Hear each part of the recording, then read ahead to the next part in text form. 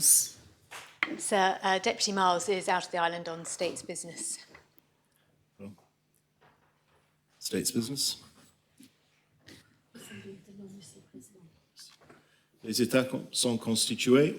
On behalf of members, I'd like, of course, to welcome His Excellency, the Lieutenant Governor, to the Chamber this morning.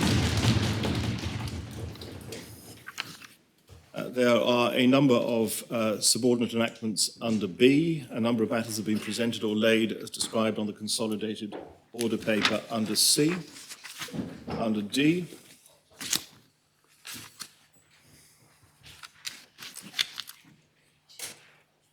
there is the Trainee Minimum Wage P5 2023 amendment lodged by the Minister for Social Security. Assembly consideration of the bilateral treaty with the UAE P6 amendment lodged by Deputy Balash. Assembly consideration of the bilateral treaty with the UAE P6 second amendment lodged by the Minister for External Relations and Financial Services. Vote of no confidence, Chair of the Health and Social Security Scrutiny Panel, P7 lodged by Deputy Balash. Draft Endangered Species CITES Amendment, Jersey Law, P8, lodged by the Minister for the Environment. There is nothing under E, F, G, or H.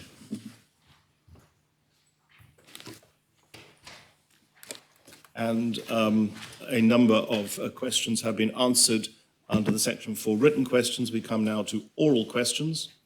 And the first question is to be asked of Deputy Felton. Deputy Felton. We had naively hoped that the sound issues were cured. They weren't cured, so we'll move Deputy Felton, who is present remotely, to the bottom of the list in terms of asking a question. There's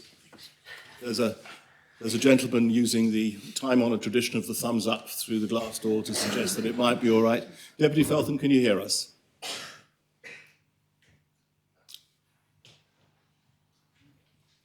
Let me just check. Deputy Tadier, can you hear us? No, I think the thumbs up was premature. And we will then move on to the second question. The Deputy Mezek will ask for the Minister for Housing and Communities. Thank you, sir. Will the Minister advise whether he intends to bring forward legislation to enshrine the definition for homelessness in law? And if so, will he advise when this will be and whether such legislation will include a duty for public authorities to immediately house someone when they present themselves as homeless? Yes, Minister. Thank the Deputy for his question. So I'm pleased that by working with key partners, we've been able to agree a working definition of homelessness. It is my intention to bring forward legislation to enshrine the definition in law. We currently fund a number of specialist organisations who provide accommodation for those presenting as homeless, as well as for islanders who need to access a safe house. This is a partnership approach with government officials and one that we will continue to develop. We will work in partnership with key stakeholders to deliver the island's homelessness strategy, which is my full support, which does include the definition. Yes. Thank you, sir. In the Minister's Ministerial Delivery Plan, P3.3, it says that one of his commitments is to fully implement the commitments made in response to the homelessness strategy in 2023. The homelessness strategy itself says that they will provide a statutory definition. So why in his delivery plan is there no commitment to bring forward a statutory definition in 2023? Thank you, sir. I thank the Deputy for his question. Given the length of time it takes for law drafting to take place, it's important, first of all, to publish a definition.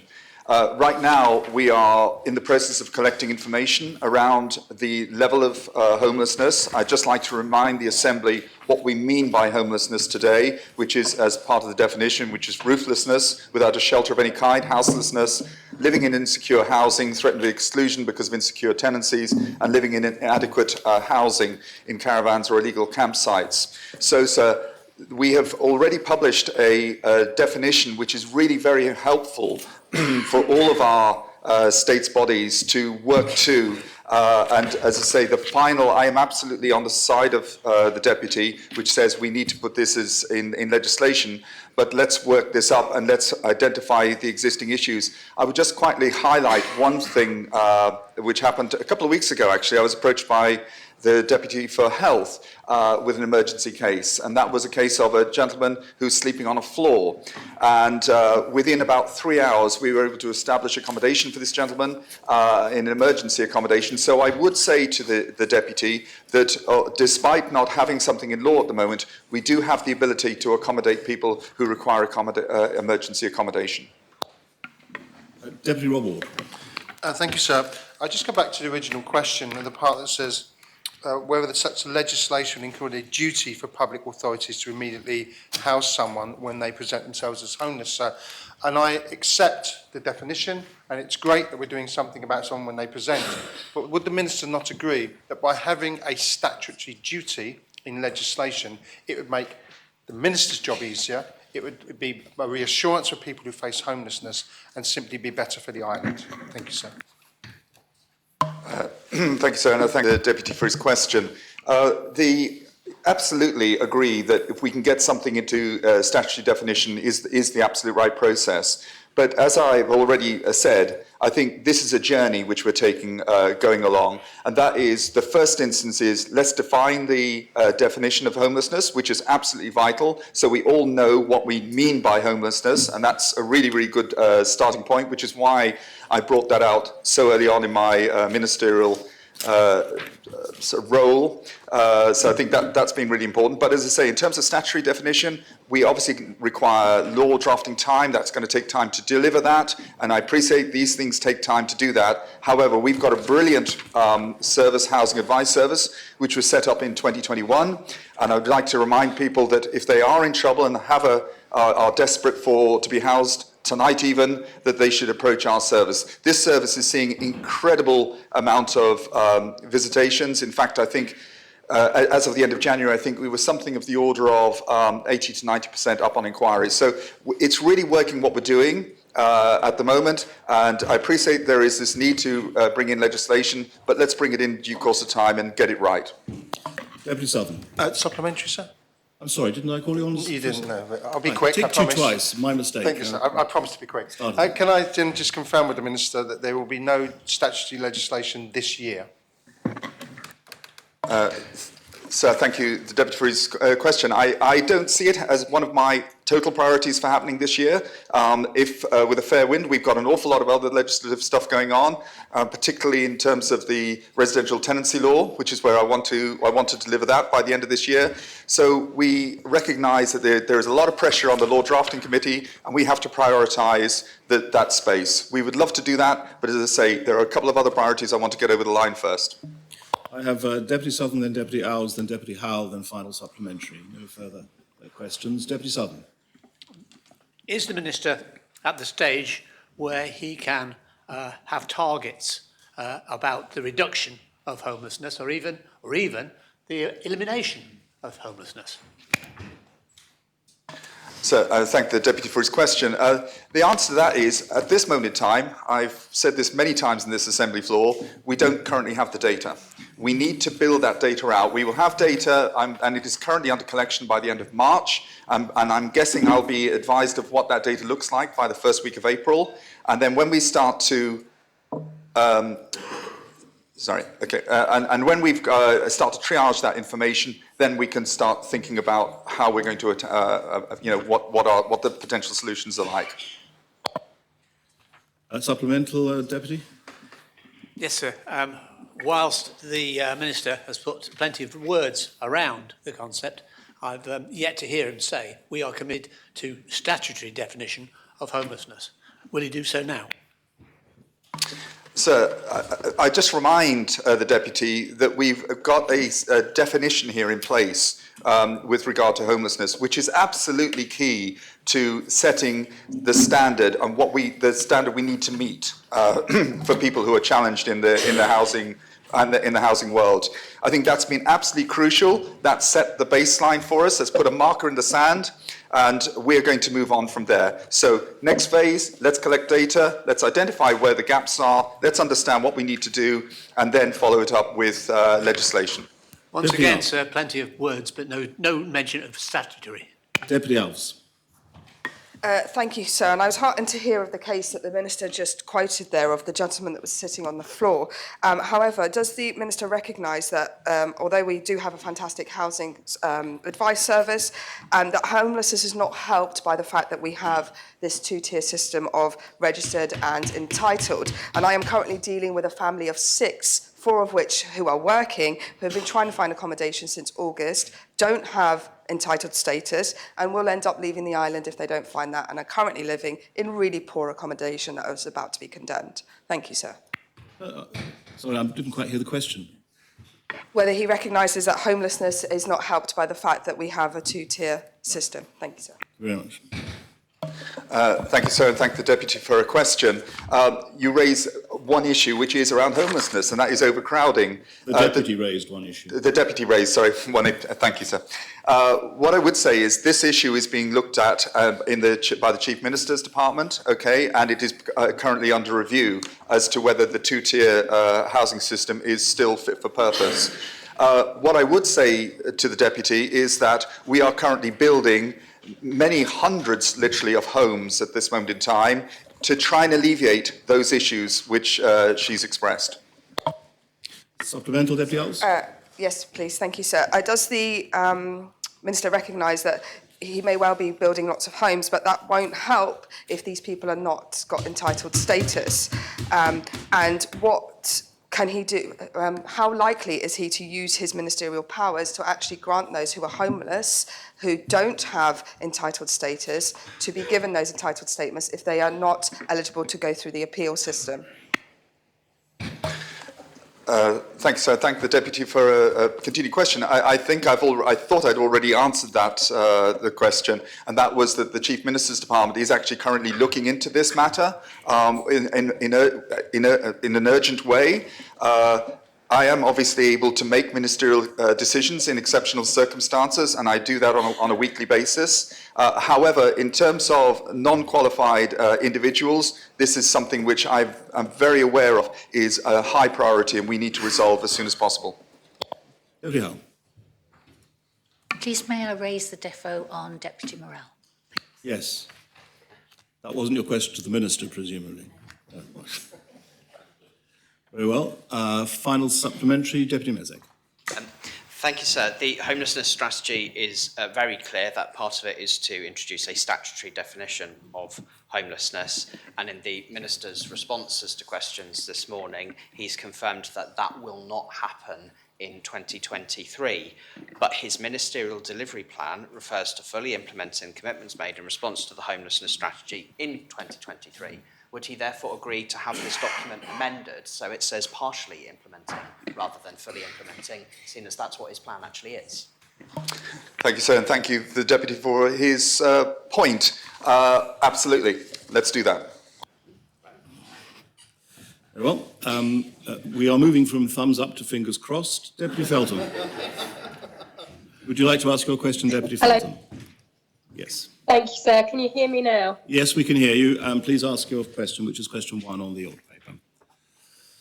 Will the Minister provide an update regarding the high-level evaluation of existing benefit areas as outlined in Action MSS P5.1 of her Ministerial Delivery Plan? Minister. Thank you, sir. I thank the Deputy for her question. I refer members to the answer to written question 75, which asks broadly the same thing. The high-level review across benefit areas is underway. The outcome of the review will be a work plan in respect of individual areas to develop in more detail during 2023 and 2024. I would say, however, that certain elements of that review will be subject of a discussion at my ministerial meeting later this week, and there are areas in which I would like to see early progress. I'm not in a position to provide further details today, but expect to be able to do so in the very near future. Thank you. Supplemental, Deputy Felton. Yes, sir. I would like to refer the Minister to page 7 of her delivery plan, which states that the action referred to would be undertaken by the 28th of the 2nd, 2023. If I'm not mistaken, that is today. So I would like to ask the Minister why that action hasn't been completed as yet. So with respect, I didn't say the action hadn't been completed.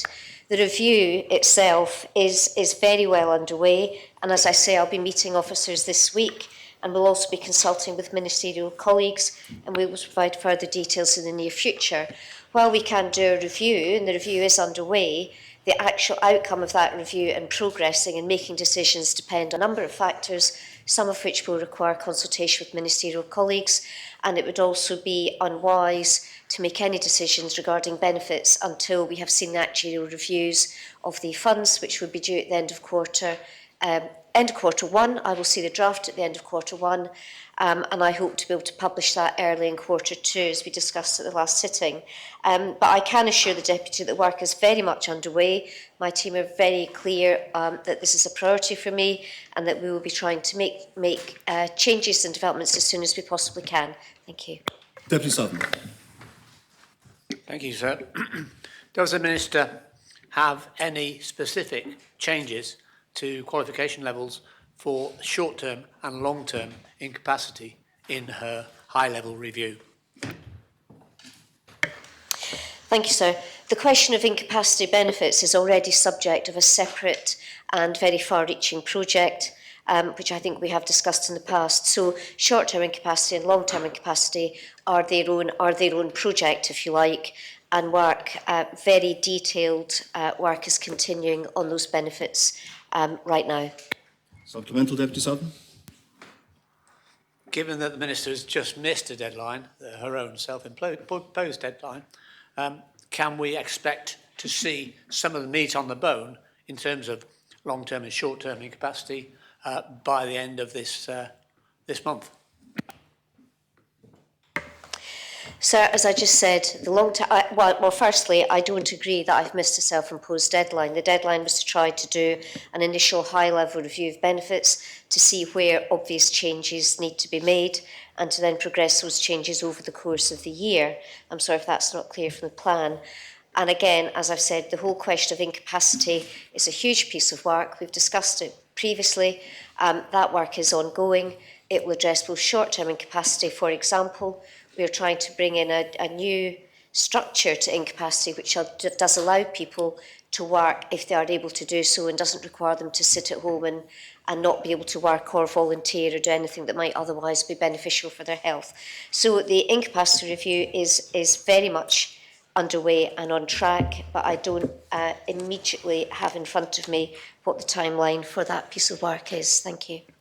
Deputy Rob Ward. Will she return to the House with that timeline, please, sir? Can we ask that? Well, no, that's a supplemental to the supplemental, but Deputy Rob Ward. Clarification, sir. Well, even though you don't get points of clarification in question time either, Deputy Sutherland, sorry.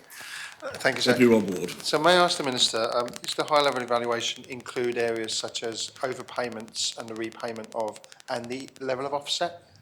Genuine question, because I don't know what how high the level goes. Thank you, sir. The review that I asked the officers to conduct was really to look at our benefit landscape as a whole, to see are there known issues, are there known problems, are there known gaps, what works well, what doesn't work well, and what we can change. The question of offset, I think the Deputy means what I've been referring as disregard. That is very much part of the review. The disregards are something that I have asked to be considered as a priority, particularly in relation to pensions. The question of overpayments is a separate policy matter and does not specifically form part of the review, although I'm aware that it is an issue in some quarters. Thank you. Supplemental, Deputy? No, thank you, sir. Deputy Mezek.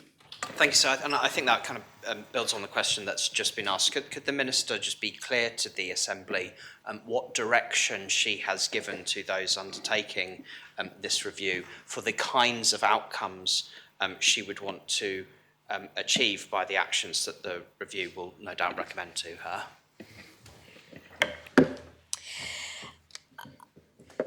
I don't think I have given direction as to the outcome, sir. What I have said is that I would like to have an understanding of our benefit framework, because I know there are multiple benefits. When I looked at social security law, I was staggered by the number of underlying pieces of legislation under the social security law. The review is really to look at our benefit framework as a whole and to see whether it is still fit for purpose. Are the benefits that are no longer needed, potentially? Are there benefits that can be improved? And I think until we have looked at what the benefits are, and it's trying to look at known issues, known gaps, and how we can make improvements, but until really, and I'm particularly conscious of the need to deal with pensioner benefits, but beyond that, I don't have a fixed view. Very much will depend on the outcome of the review. Thank you. Supplemental, Deputy. Thank you, sir.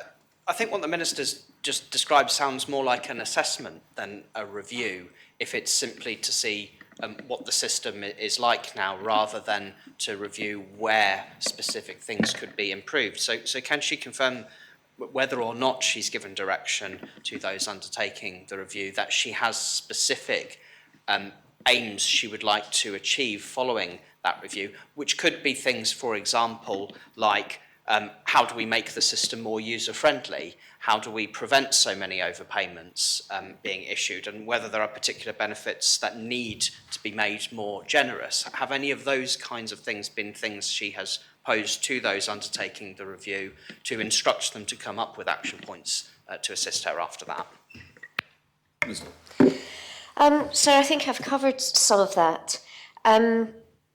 The purpose of the review or the assessment, and I don't think there's any point in arguing over terminology, we are trying to look at our current benefits, to look for gaps, to look for areas where we know there are shortfalls, to look at the areas where people perhaps just fall outside. There may be benefits where we feel we need to enhance. For example, particularly we've had some questions recently about optical care for children in early years. We will look at benefits that are available to children, opticians' benefits, particularly, again, the Pension Plus benefits. There are a number of pensioners fall outside Pension Plus, so I particularly would like to look at that. The question of overpayments, the policy, the basic policy that someone should not be allowed to keep money to which they're not entitled, I think is not unfair. It's reasonable. I agree we are doing a huge amount. It's an operational matter. The department are doing a huge amount to try and increase and improve flows. We are trying, I know it doesn't suit everybody, we are trying to encourage those who can to provide information online, because that then and change the circumstances online, they can be dealt with more quickly, and that we reduce the risk of overpayments arising. One of the main reasons we have overpayments, I'm conscious I'm probably overdoing my time, is that we do pay benefits in advance and not in arrears, and that is why we do sometimes have overpayments arising. But we are, the department's very aware of that, and we are doing everything we can to try and reduce the level of overpayments, and we do manage those as sympathetically as we can. Thank you. Well, final supplementary, Deputy Felton. Thank you, sir. Page 7 of the Minister's delivery plan quite clearly says that it was the intention to develop a work plan for the remainder of 2023 based on the outcome of the high-level review by the 28th of February 2023. The Minister has stated that there is not a work plan in place. Can she give us assurance about when that work plan will be in place and that she will indeed publish it when she has it ready? And can she also detail how can she be assured that she will be in a position to propose the right changes in order to secure funding in the next government plan if it is required by her portfolio? Thank you, sir. If funding is required, I would expect we'll be able to do that by the end of, within good time for the government plan. Funding depends very much on funding for benefits does not necessarily come from government. It comes through social security contributions. We cannot, as I've already said, we cannot make decisions. It would be unrealistic and unwise to make decisions about increasing contributory benefits until we have seen the actuarial reviews, which will take us forward some considerable time. I apologise if the 28th February deadline, if anybody considers that has been missed. That is possibly my own optimism and lack of reality in terms of how much can be done. But I can only assure the House again that this work is very much underway. It is absolutely a priority. My team are aware of that, and that we will be progressing as soon as we can. Thank you. Very much. So we come to question 3. The Deputy Southern will ask the same Minister. Deputy. Thank you, sir. Further to the response to written question 75 of 2023, will the Minister indicate to members what measures she would prefer to use to reduce the number and type of household or individuals in relative poverty by A, increasing pay rates for those on minimum or living wage, B, increases in or revision of benefits, or C, a mixture of both, or D, some other mechanism such as minimum income standards? I thank you, Deputy, for the question. This question also relates to written question 75, which again was largely about the high-level review of benefits, which we've just discussed at some length. The Deputy's list of possible government actions are areas that I already keep under review in terms of the annual review of minimum wage. The House will be aware that we have a considerable piece of work this year of the living wage, and we constantly keep under review benefits and how we revise or increase them. These are all areas that we do review regularly, but they are limited in scope. The Government has much broader ambitions to support families through improving access to affordable housing and developing a robust future economy programme and building up skills within the local workforce to create a prosperous, higher wage economy. I do believe that the more we can reduce the cost of housing and improve the wages that people earn through skilled jobs, the better. Addressing all of these issues will take time, and I will continue to work with my ministerial colleagues to improve the life chances of all islanders. Thank you. Supplemental, Deputy. I thank the Minister for her answer, but she seems to depend rather heavily on the economy recovering and wages going up. Is she not prepared to look at and examine, review, if you like, some of the ways in which she can add to people's income through other mechanisms? Again, I think I've touched on that. The minimum wage is routinely increased annually. It will be due for review later on this year. We are looking at the living wage, moving to living wage, and we have already made significant increases to benefits this year. Last year saw 2 increases to income support rates, which fully reflected the rising cost of living over that period, and we will consider further rises in income support rates over the course of the year.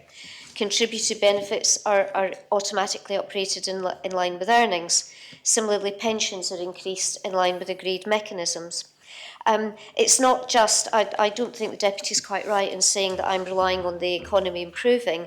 What I was suggesting, it's not rather than just the economy improving, that we develop better jobs, better paid and more skilled jobs so that people earn more. I think most people would rather earn more than have to go and ask for benefits, and that is really what government as a whole is trying to do, is to maximise disposable income in people's pockets. Thank you. Deputy. Thank you, sir. Social Security Minister mentioned the need to increase human capital investment, essentially. So is one of the ambitions for the Social Security Minister this term to actually try and reduce government redistribution of those who are economically active? And if so, how will that be measured? Sir, I'm not entirely sure I understand the question, because I don't think I was talking about capital spend. Human capital is in relation to skills and investment in people, in their skill development to ensure that they have more disposable income. Therefore, is one of the ambitions this term to actually reduce government redistribution for those who are economically active, and if so, how is that going to be measured? Sir, I don't believe that to be part of the plan at the moment. We would hope that people will continue as wages rise as they have done. In fact, wages have risen significantly over the last few years, generally, which means that income support claimants have reduced. So fewer people are claiming income support because of improvement in employment. I don't think improving job opportunities really rest with Social Security, but I know the Minister for Economic Development and the government as a whole are very keen, and Minister for Education is part of her plan in terms of skills development and ensuring that we do have quality jobs here, particularly for young people. And I think that is a real focus of this government, making sure that people have jobs that are fulfilling and rewarding. Thank you. Supplemental. Deputy Mezek.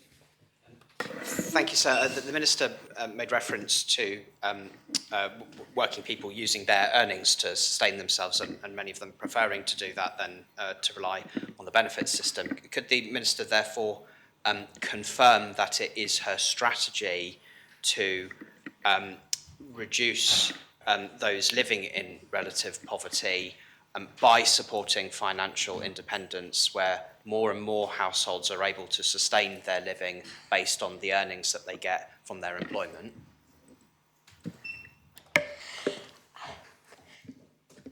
So yes, I agree that the more people who are able to live independently based on their own earnings, the better. I think that would contribute to a prosperous and much happier society as a whole. The higher the level of earnings of individuals, the better in those respects. However, I do think it would be marvellous to think that we would reach a point where everybody was entirely financially independent. I think even in Jersey we may not reach that. So I think the focus for me is more about making sure that those people who don't earn higher wages are supported appropriately, whether that's through income support or other forms of benefits that help them to maintain an adequate standard of living. Thank you. Supplemental, Deputy Mayor. Thank you, sir. I'm just trying to get to the bottom of what was in Deputy Southern's original question, where he referred to options A, B, C and D. It sounds like the Minister's opting for option C. Can she just confirm that that is the case, and that whilst supporting those in work to have higher incomes to sustain them outside of poverty, that will also come hand in hand with more generous welfare payments for those who are unable, for whatever reason, to seek income through employment? Thank you, sir. I don't think it'd be. I would not be honest if I said I had considered it in this format. But I think there are the list of options that Deputy Southern has set out are all things that we have to consider. We have to look at a minimum wage, a satisfactory minimum wage. We are already looking at moving towards a living wage. Benefits do need to be increased as necessary to keep up with changes in inflation. And we do need to think about where there are gaps, particularly with children, particularly with pensioners, as I've already said. So all of these things, I think, will become A, B, C, are all relevant. But I do think they are part of a wider package of improving life chances through education, training, and better and more affordable housing. Thank you, sir. Final supplementary, Deputy Southern. Thank you, sir. Can the Minister explain to members why the work done back in 2015 on living wage linked to minimum income standards was abandoned at the time, and will she commit herself to restart this work on minimum income standards? Thank you, sir. I have no idea what happened in 2015 because I had just taken on another role which was very demanding, and I wasn't following this closely, I'm afraid. I can only reiterate that as a result of the amendment we made last year to P78, we will be looking at a living wage, and we will be consulting on that. That work is due to commence very shortly, and we will be bringing legislation and more material on that to the States before the end of this year, as we committed in P78, the amendment. Thank you. Before moving on, I should thank the Connétable of St Mary for his contribution to the fine fund earlier on. We move on now to question 4. The Deputy Tadier will ask the Minister for Home Affairs. Deputy Tadier. Thank you. Sorry I can't be with you in person, sir. Will the Minister advise whether she is aware of any problems caused by a lack of legal recognition in Jersey of what is referred to elsewhere as common law marriage? And if so, will she provide any examples of concerns that have been raised with her about this and advise whether she is minded to recommend any changes in this area? Someone answering for... You're answering, Deputy Joan, you're asking for the Minister. Yes, thank you, sir. I thank the Deputy for his question. The Deputy has correctly identified that Jersey law does not recognise common law marriage. Cohabitating couples are not afforded rights like those afforded to married couples or those in civil partnership in respect of matters such as property ownership and succession. The Minister of Home Affairs has recently been notified by a constituent of the difficulty this presented them in relation to their entitlement to survivors' benefits under the previous government pension scheme, the final salary scheme, which does not recognise cohabitating partners. However, the Minister has been advised that this is not an issue with the current pension scheme, the carer average scheme, whereas survivors' benefit is payable to a cohabitating partner. It would not be for the Minister for Home Affairs to make any changes in connection with this matter specifically. No other concerns have been raised with the Minister. Supplemental question, Deputy Tadier. Yeah, first of all, can I thank the Assistant Minister for the answer? She's correct that an issue has been raised with all St Brelard deputies, and I would hope, in fact, that even if the Minister can't action it in a ministerial capacity, that she does it as a constituency representative and speak to the department in that way. Does the Assistant Minister recognise that there is an issue with a certain generation of people, some of whom are now finding themselves not only in a very painful situation of dealing with the grief of losing a lifelong partner, someone they consider akin to a wife or a husband, and yet they're finding themselves in an unexpected position of finding that provision which the loved one would have wanted to leave for them simply not being there because of a quirk in the law. Would she agree that that is an issue and that it could be looked at not necessarily solely by her own department but by cross-working with other departments? Thank the Deputy for his question. I know that the Minister is aware of this case and aware of the correspondence with the individual involved and is part of the ongoing discussions, like the Deputy, to be consoled with that. It is 2023, and how people choose to live together is, I'm sure, up to them, and I'm sure everyone in this Assembly feels this way. And so we, as the Home Affairs Ministerial Team, will consider this as part of our forthcoming Diversity and Inclusion Action Plan. Thank you. Connétable St Brelard. Thank you, sir. And really, just to reinforce the Deputy's question, would the Minister agree that the prevailing situation actually is immoral in this day and age? Thank you, sir.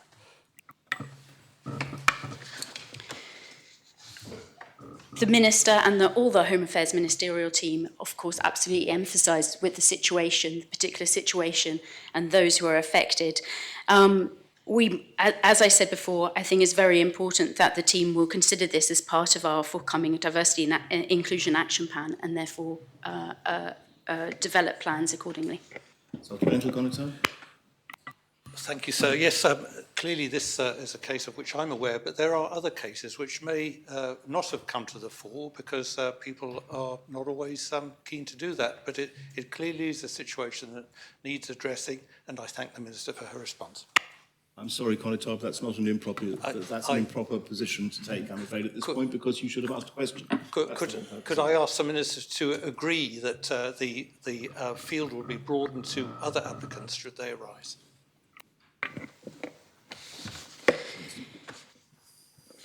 I agree that this is an important issue to look at, and there are some misunderstandings that exist in this regard, and I would really urge individuals to seek advice for their own circumstances from the Citizens Advice Bureau around buying property, pensions, or having a child, as well as our ministerial team will again look into this. Thank you. Final supplementary, Deputy Tadier. Yeah, thank you, sir. I think from what the Minister said, there's already been a recognition historically about what I would call the inequality of the law as it stood. So the law has been changed, it simply isn't retrospective. So given the fact that there's already been that recognition, would the Minister and the Assistant Minister consider with other ministerial colleagues looking into what can be done, not simply in this case, because I don't think it's good policy to make case on rulings on a case-by-case basis, but to try and make changes so that those who are paying in under an old system can be treated equally with those who are under the new system, perhaps. I agree with the Deputy that this is part of our work that we should look at, and we will consider this as part of our action plan because it is important, and we emphasise with those who have realised that this is a problem. Thank you. Well, we come to question 5. The Deputy Rob Ward will ask the Chief Minister. Deputy. Thank you, sir. May I ask the Minister, following the publication of the median earnings report, will the Chief Minister outline what actions, if any, are being taken by government to address gender income inequality, which now appears to be its highest level in recent history? Thank you, sir. Chief Minister. Thank you, sir. As a result of additional investment into Statistics Jersey since the beginning of this government, it is now possible to use administrative data that is already held by government to produce this median earnings report. By using such data, Statistics Jersey have been able to publish experimental all-economy gender pay gap data for Jersey for the very first time from June 2016 to June 2022, with detailed breakdowns by both industry and age. This report indeed shows that the gender pay gap is at 12%, and that is its highest in 2022. Although international comparisons show that it is lower than the OECD average and lower than the UK, I do not believe that it is acceptable for us to have a gap of that size, or indeed of any size, sir, in Jersey. Within the public sector, we've been seeking to encourage applications from diverse backgrounds and to support talent at all levels. Recent changes in family-friendly employment and benefit legislation, which apply across the economy, have improved support to working parents, equally available to all parents, irrespective of gender. Many organisations in the private sector are also supplementing those family-friendly employment practices with their own practices and policies to address gender inequality at the recruitment and talent development phases. At present, mandatory reporting on gender inequality for such companies is not required, but we will keep this under review. Supplemental, Deputy Rob. Yes, thank you, sir. Again, I know we have a report, that's why I'm asking the question, sir. We've had reports and we've got data. The question is, there seems to be, sir, a cultural embeddedness of this inequality, and I'd like to know what the government is doing to address that cultural embeddedness and the opportunity to physically, and that's the wrong word, sir, but it's the only one I can think of, reduce that inequality in our economy and in our workforce. Because there's lots of reports, sir, but there's very few actions, and I just want to know what actions are going to actually be taken. I'm grateful to the Deputy for raising this question in this forum. It's absolutely the right thing to do. Of course, as across the public sector, I think we are counter-cyclical if the Deputy is of the view that there's a cultural embeddedness, because all three of the key leadership roles in and across the public sector, both the Greffier, the Chief Executive, and of course the Chief Minister, are all females in those roles, which is something that we celebrate. Across the whole of the island, of course, we have to firstly recognise that our gender pay gap is lower than OECD average and the UK, as I said in my initial response. And we are all, as a community, seeking to reduce it further, because it is something that we want to see lower still, and we can always be better. And we are addressing the matters that cause it. But just today, sir, I think it was interesting to hear that in the United Kingdom, the representation of women at board level has now reached in excess of 40%, and that was achieved without having to impose mandatory quotas. And I think it is a good example of how, without having to achieve mandatory rules and regulations, good things can be achieved. Deputy Minister.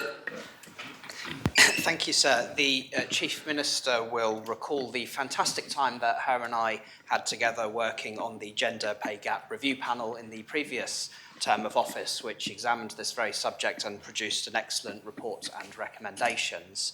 That report has not yet been given an official response by the government. Could the Chief Minister indicate when her government is likely to publish such a response?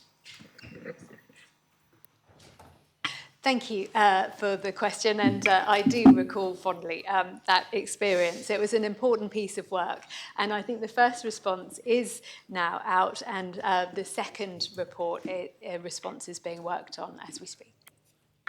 Supplemental, Thank you, sir. Given that the Chief Minister would have played a role herself in establishing some of the recommendations that were in that body's report for how the gender pay gap can be addressed, could she treat us to an indication in this Assembly about whether she'll be accepting her own recommendations? I should imagine that would be the case, sir. I have Deputy Andrews, then Deputy Scott, and final supplementary. Deputy Andrews. Thank you, sir. Will the Chief Minister ensure that gender pay reporting is actually explicitly stated in future publications starting from 2024 across the government? Thank you. Apologies, sir. I missed the beginning of that question. Could the Deputy repeat it? Indeed. Will the Chief Minister ensure that gender pay inequality is published across bands for each government department, starting from 2024? Sir, I will indeed endeavour to find out whether that is an achievable request before committing to do so. But I see that that is a sensible suggestion, and I'm grateful to the Deputy. Supplemental, Deputy Andrews. Deputy Scott. Thank you, sir. The Chief Minister mentioned that the findings were the result of experimental data produced by Statistics Jersey. I just wondered if she could just outline the process by which that was produced and how that compares to the way in which data is normally produced by that department.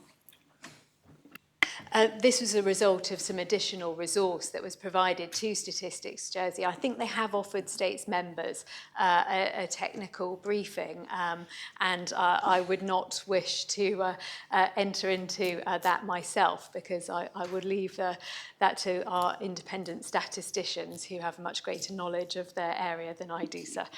Supplemental, Deputy Scott. No, thank you. Final supplementary, Deputy Moore. Thank you, sir. And it is obviously pleasing to hear that women are taking the top jobs. But let's talk about working class women who are taking perhaps more than one job, are balancing family and all sorts of other demands, high rents, low rights, low security in their workforce. What is the government going to do to reduce the inequality amongst working people, those who are not at the top of the pile when it comes to economic achievements? That's the real sense of achievement that can be made in income inequality. And if we don't do that, sir, we haven't achieved. Thank you, sir. Well, of course, the Deputy is right, but we're all balancing many demands, whatever our gender and whatever our position in life. And of course, there are always things that we can do to enable that. As a government, we are currently looking at the causes of the shortage we have in childcare at the moment, and the high cost of childcare, and that is one route to certainly supporting families and people to become more economically active. It was also interesting to note in the pay gap statistics that in 2020, during COVID and lockdown, the gap was narrower than it is currently, than it was last year. And I think that is certainly something, an area that we would like to understand better, to understand how the changes to work during that year impacted upon people differently in terms of pay. Come now to question 6, that the Connétable St Martin will ask for Minister for Home Affairs, Assistant Minister in this case, Connétable. Thank you, sir. Will the Minister provide an update on the development and rollout of the notifications of domestic abusers, as outlined under Domestic Abuse Jersey Law 2022, with reference to what additional work is still ongoing and when this is expected to be completed? Sir, as the Minister is out of the island on state's business, she has asked me to take this question. Right. I thank the Connétable for the question, and I think I share her desire to see this law coming into force, and of course we were both part of the previous Assembly which approved this law, and it's a very, very important law for Jersey. This was raised by the scrutiny panel at our recent public hearing, and they asked the same question. And the Minister was very clear on this, that the work from the Home Affairs team at this stage of the process has already been completed, and indeed the work of the Assembly, which approved the law. At this stage, we are waiting for the rules of court, which is a process.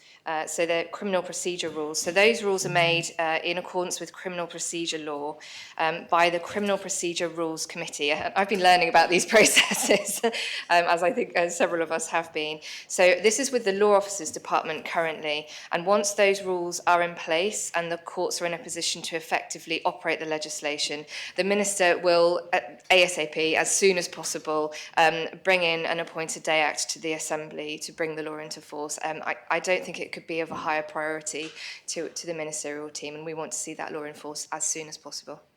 Supplemental, Connétable? No, thank you, sir. I thank the Assistant Minister for her answer. Well, we come to question 7, that Deputy Scott will ask the Minister for Health and Social Services. Deputy.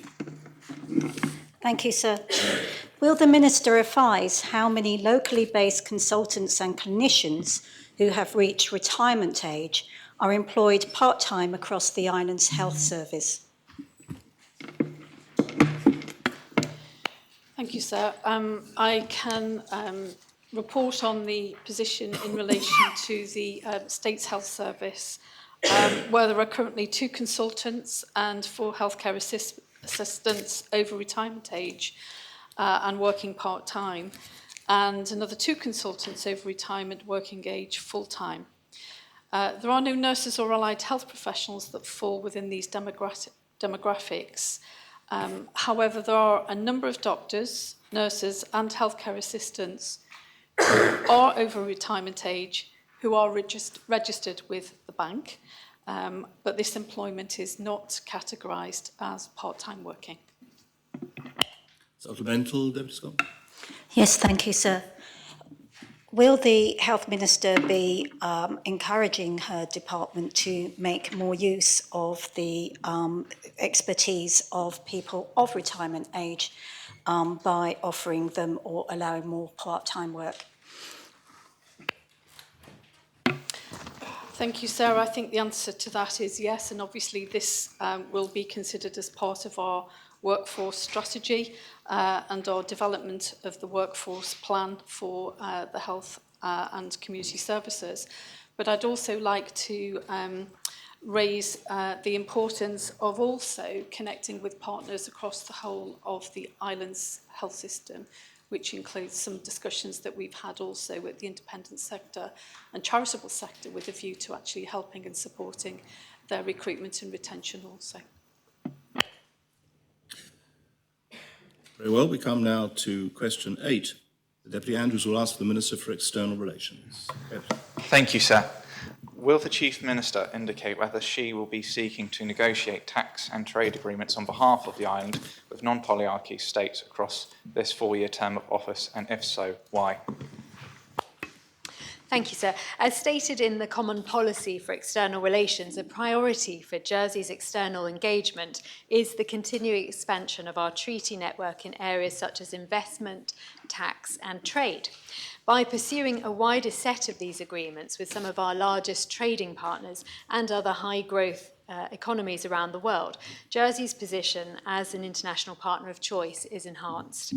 The prioritisation of the jurisdictions with whom Jersey negotiates these agreements will continue to be informed by a range of interconnected factors, including the level of maturity of our existing relationships, the likelihood of being able to secure an agreement if negotiating bilaterally, and the prioritisation given to the negotiation by the UK when negotiating on behalf of Jersey and the Crown dependencies. It should also be emphasised that as a Crown dependency, Jersey's negotiation of international agreements is always done in lockstep with UK foreign policy. Supplemental, Deputy. Deputy Mezek. I mean, so I'm tempted to ask if she could just answer the question. That Deputy Andrews' question, I think, was very specific, and the point he's clearly trying to get to with the question is whether the issue of democracy in those states is considered, and whether there is a preference for doing business with dictatorships versus democracy. Does that feature at all in her thinking on this matter? Chief Minister. So I would suggest that I did answer the question, and I answered it very clearly. There are always a series of factors to take into account in any such decision, and of course we do so whilst following UK foreign policy. Supplemental, Deputy. Thank you, sir. So would therefore this be an accurate way to paraphrase the policy, which is that this government is perfectly content and will be seeking to negotiate tax and trade agreements with countries which are dictatorships with poor human rights records? I think that can be answered yes or no, sir. So I would say that would be a no. But of course, we are all on our own development journeys, and by engaging with other nations and sharing our values and experience, then we can, of course, always encourage others along their own journeys. And as I said in my initial answer, we engage with other nations based on a variety of factors, and they are all of importance. Deputy Rob Ward. Thank you, sir. I'll resist the question of whether everyone Googled polyarchy, but can I ask the Minister whether there is what, if you like, percentage or what proportion is the importance of democracy in a state for us to be entering into a trade agreement? Is it a major factor, or is it a simple small factor that's there? Thank you, sir. Democracy generally, of course, is of great importance to Jersey as a small island nation, and particularly having been occupied ourselves. We hold democracy and all that goes with it in high esteem. We, of course, as I said earlier, deal with other nations who are in different stages of their development, and we do so on a respectful basis, and we always seek to share our values in discussions with them. Supplemental, Deputy. Yes, please, sir. Thank you. Can I ask the Minister, is there a jurisdiction that we would not enter a treaty with? Thank you, sir. I think, as outlined in the initial question, every decision is taken against a balance of many different factors. No, sir. Can I just confirm? It would have to be considered very carefully at the time, but I'm not aware that there is any state that is out of our remit at the moment. But we may, well, exactly. We would, of course, always follow that UK foreign policy and consider that direction. Deputy Tadier.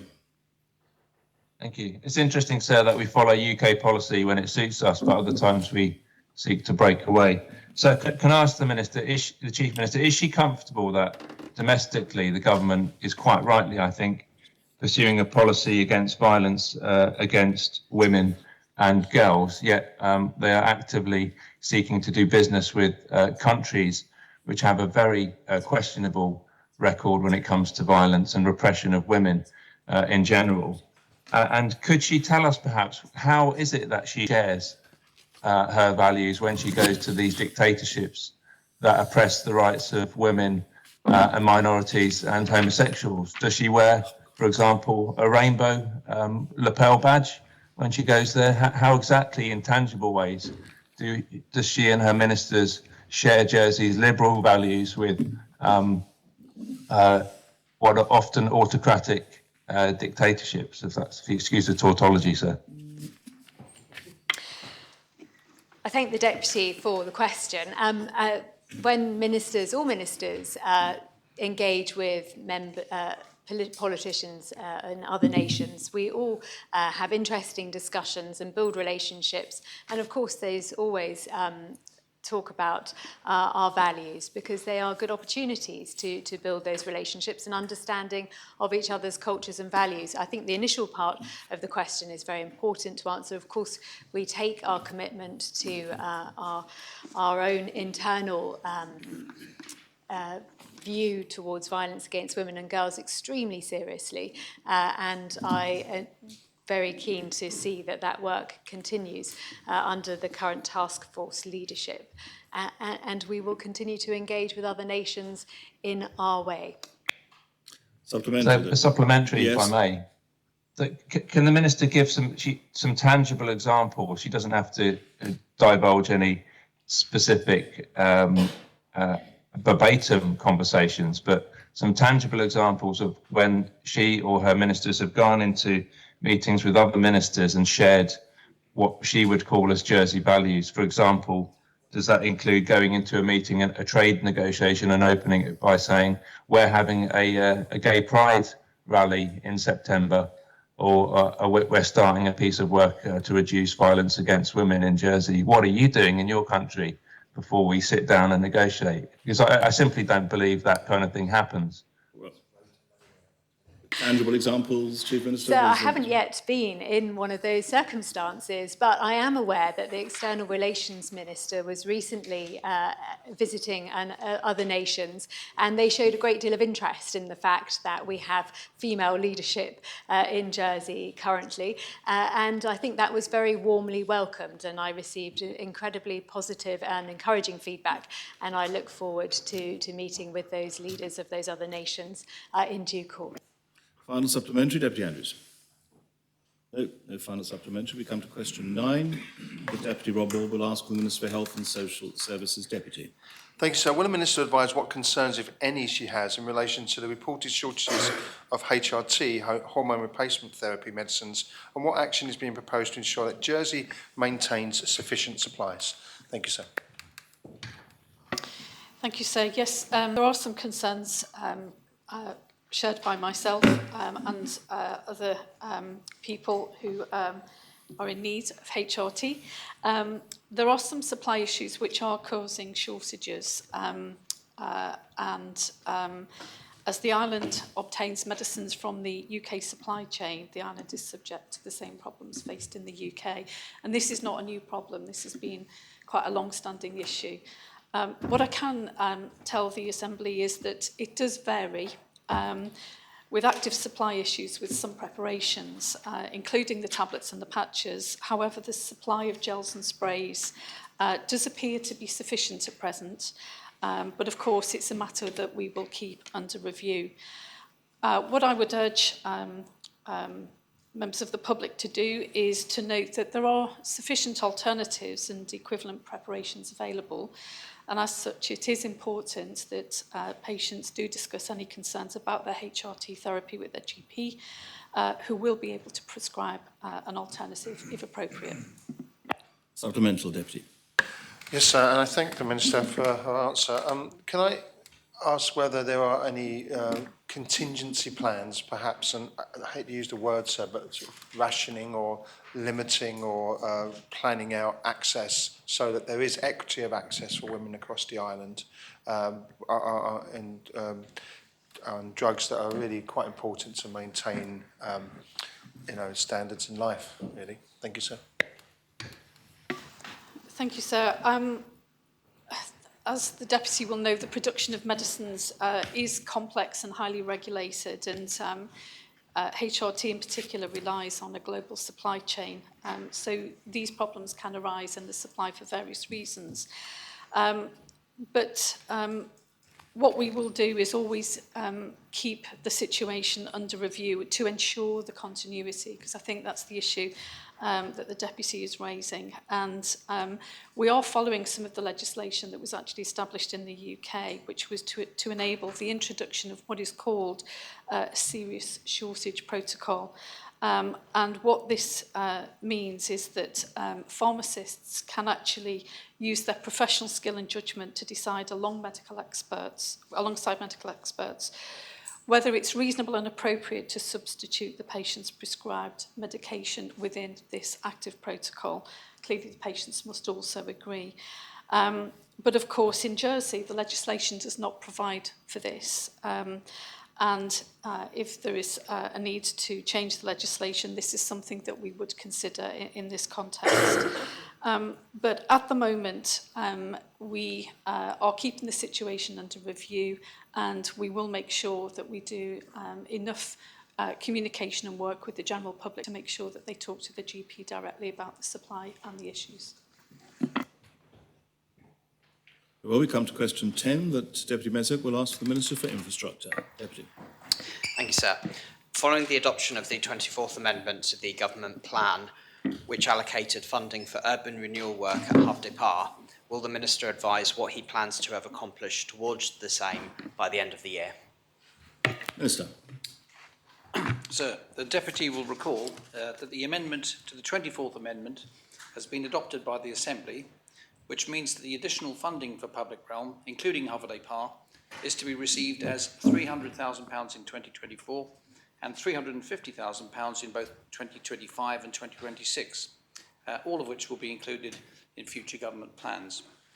Notwithstanding this, I can advise that building upon the successful Phase 1 traffic calming work delivered in 2022 for £250,000, further research was undertaken at the end of last year to understand the community's thoughts and aspirations for Phase 2, Core of the Village, public realm strategy. The feedback from both the 2020 parish consultation and the deeper insights from the 2022 focus group work will be used to develop options for public engagement at the end of this summer. The preferred option will then proceed to detailed design with construction anticipated during 2024. Supplemental.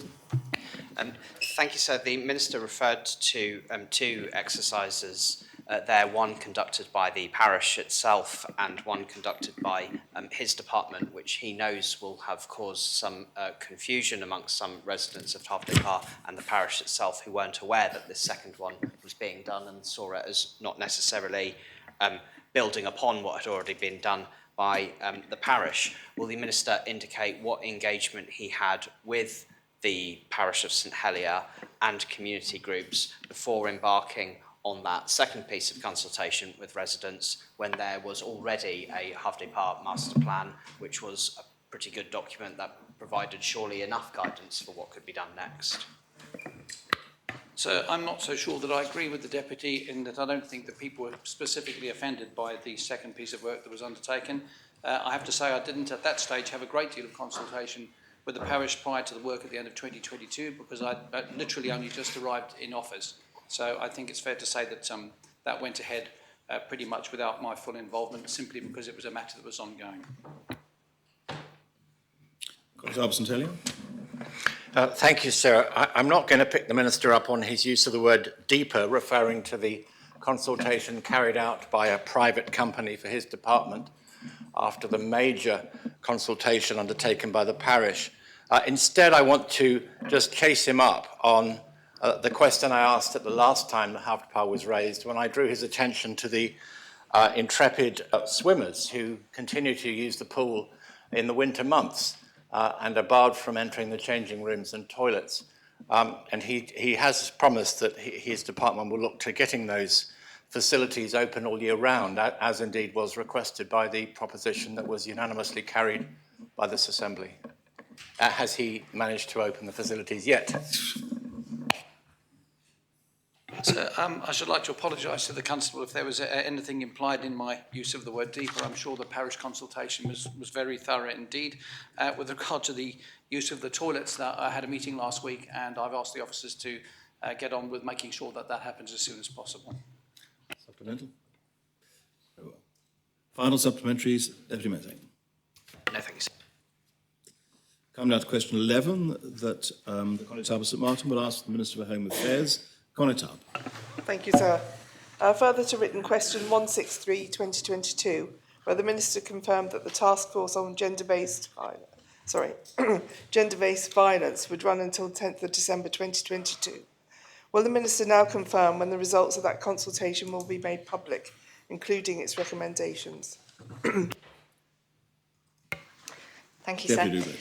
Thank you. I thank the Constable for her question. The task force ran the public call for evidence. Initially, it was scheduled to end on the 10th of December last year.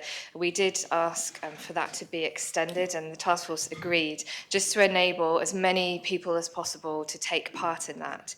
That was only the first stage. So that public survey that went out that anybody could answer was only the first stage of that research, which is quite a wide-ranging piece of work. So the task force is also undertaking research with professional support services, with victims and survivors, with children and young people, which is actually a really large part of their work. And this is happening over January and February. I think that part of the research is about to be concluded. And that data will be analysed, and the analysis should be received by the task force at the end of April this year.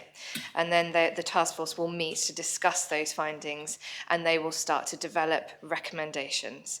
Those recommendations, we expect those to be published around July this year. Supplemental, Connétable? No, thank you, sir. Come to question 12. The Deputy Tadier will ask of the Chair of the States Employment Board. Deputy. Thank you, sir.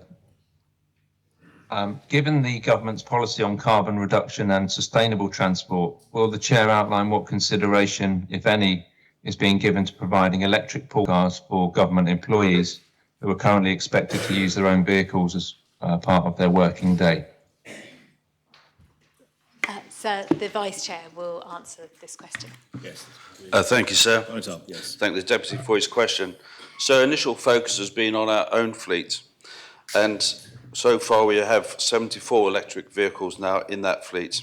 In time, there may well be a pooled electric EV solution for private cars, but this needs to be properly investigated, costed and understood to ensure that we make the best decisions for all vehicle users. Electric bikes have been provided in some departments for some staff to use, but clearly they're not suitable for all journeys. Supplemental, Deputy Tadier? Yes, thank you, sir. Just to clarify, I'm not talking about private members of the public who might be States employees owning their own vehicles. I guess I'm asking the question is what the logical conclusion would be if everybody who works for the States took up the government's policy on sustainable transport and active travel. So, for example, the Chief Minister we know is very keen to use an electric bike and travel by bus. If everybody who works for the States did that, but then they're expected then to travel between workplaces in their own vehicle, how are they going to do that if they don't actually have a vehicle? Who is going to provide the vehicle for them to travel in if everyone turned up next week to work by bike or by bus? Thank the Deputy for his question, and I can confirm that I arrived in town by bus myself this morning, sir. We do have pool cars at various locations.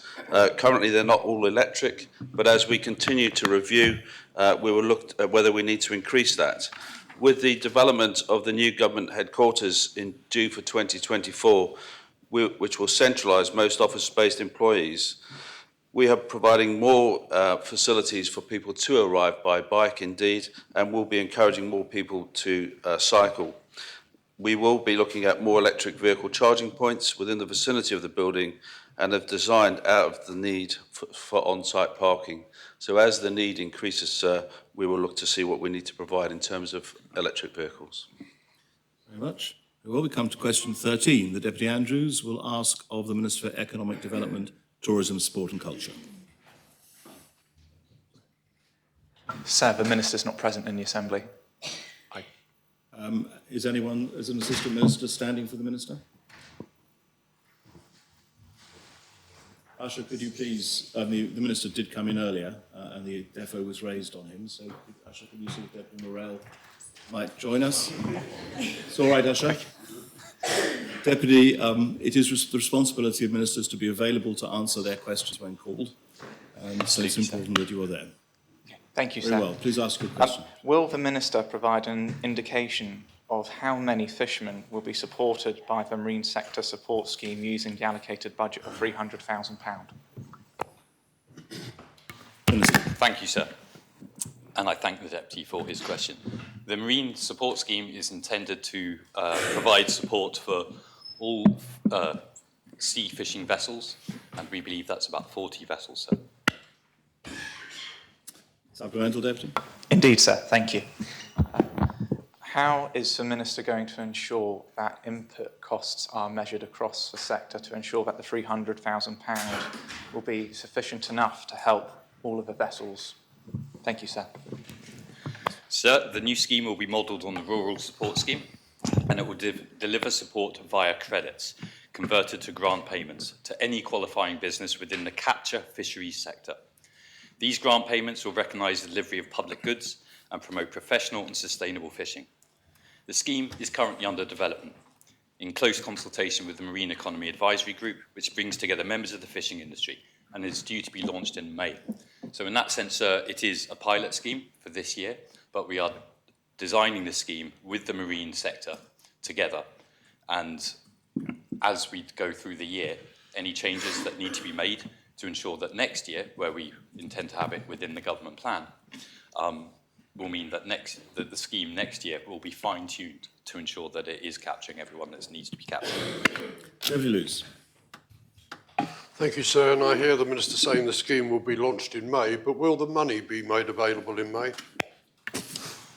Absolutely, sir. As I understand, that is the case. Supplemental, Deputy Lewis? Deputy Feltham? Deputy Feltham? Thank you, sir. I understand that the scheme is under development, but could the Minister provide a defined objective for the scheme and outline what the outcomes he anticipates will be from the scheme? Sir, we know currently that the fleet is suffering from stock shortages, fuel prices, market access costs due to Brexit. And so whilst we are unable to be more definitive at this stage, the design of the scheme is intended to address many of these issues. Supplemental, Deputy Feltham? Yes, thank you, sir. Could the Minister outline what he would define as being a success, should the scheme be successful? Sir, as this it is going to be a scheme that is ongoing, it is difficult to draw a line and say this is success of the scheme. But ultimately, the success of the scheme will be measured in the success of the fishing fleet itself, its ongoing ability to work, and hopefully, over time, it is the intention that we develop it into a much stronger sector than it is today. Very well, final supplementary, Deputy Andrews. No, sir. Come to question 14, that Deputy Feltham will ask the Minister for Infrastructure. Deputy. Thank you. Will the Minister advise what work, if any, has been or will be undertaken to ensure that users of the Aquasplash swimming facilities will continue to have access to a town-based pool throughout the course of the redevelopment of the St Helier waterfront? Minister. Sir, I'm perfectly happy to answer this question, but could I ask whether you or Deputy Feltham would have any objection to it being answered by Deputy Stevenson, who's recently been appointed as Assistant Minister with... Well, that's a matter for Deputy Feltham. She's entitled to require you to answer it, but if she agrees that it be answered by Deputy Stevenson, then she can. Which would you prefer, Deputy Feltham? I don't mind. Whoever can give me the better answer. Well then, it sounds like the Minister. It sounds like the Minister is conceding. It sounds like the Minister is conceding that Deputy Stevenson will answer. Therefore, if you'd answer the question. Thank you, sir, and I thank the Deputy and the Minister for the opportunity to answer this question. I feel like it's a bit of a challenge now, challenge is on. As members will be aware, the Jersey Development Company submitted an outline planning application in December 2021 to regenerate the southwest St Helier waterfront into a mixed-use development, delivering around 1,000 homes and various sports, leisure, arts and cultural activities, open space, public squares and public parks. Under the plans, a new sports facility, including a public swimming pool, is proposed to be developed on the site of the current Aquasplash. The Jersey Development Company is committed to ensuring that the island is not left without a public swimming pool in St Helier, and has said it will ensure that replacement facilities are up and running in advance of closing the existing buildings. The current forecast phasing plan earmarks the Aquasplash for redevelopment in 2029 to 31. This remains subject to a future agreement with the government as they have a long lease on the premises. Supplemental question, Deputy Felton. Thank you, sir. Will the Assistant Minister give assurance that she will consult with the affected users of the swimming pool facilities throughout this development? Thank you, sir. I understand that officers are in ongoing discussions with the Jersey Development Company as part of the process as these plans are put together, and I would fully expect that that will include communications with users of the Aquasplash as well. Very well. We come now to question 15. The Deputy Southern will ask for the Minister for Health and Social Services. Deputy. Thank you, sir. Further to the response to written question 66 of 2023, will the Minister assure members that she will engage with all ministerial stakeholders to try to unblock progress on the implementation after 5 years of the Ethical Care Charter as detailed in P48 of 2017 and approved as amended by this Assembly in July 2017? Minister. Thank you, sir. I have said in my response to the written question 66 that the government will undertake an exercise to review the outstanding propositions from previous States Assembly decisions, and this will be done in liaison with the Privileges and Procedures Committee to determine how best to progress them or return them to the Assembly. Therefore, I will, of course, as a member of the government, work with ministerial colleagues and the PBC to determine how best to progress the Ethical Care Charter. Supplemental, Deputy Southern? I believe that was a commitment to progress through cooperation with ministers this particular piece of work, and I welcome it. Is that what you meant to say? I'll just add a question to keep in accordance with standing orders. Thank you, sir. I will repeat if I can. I will, of course, as a member of the government, work with my ministerial colleagues and PPC to determine how best to progress the Charter. Very well, that ends questions with notice. We move to questions to ministers without notice. The first period of questions is of the Minister of Housing and Communities.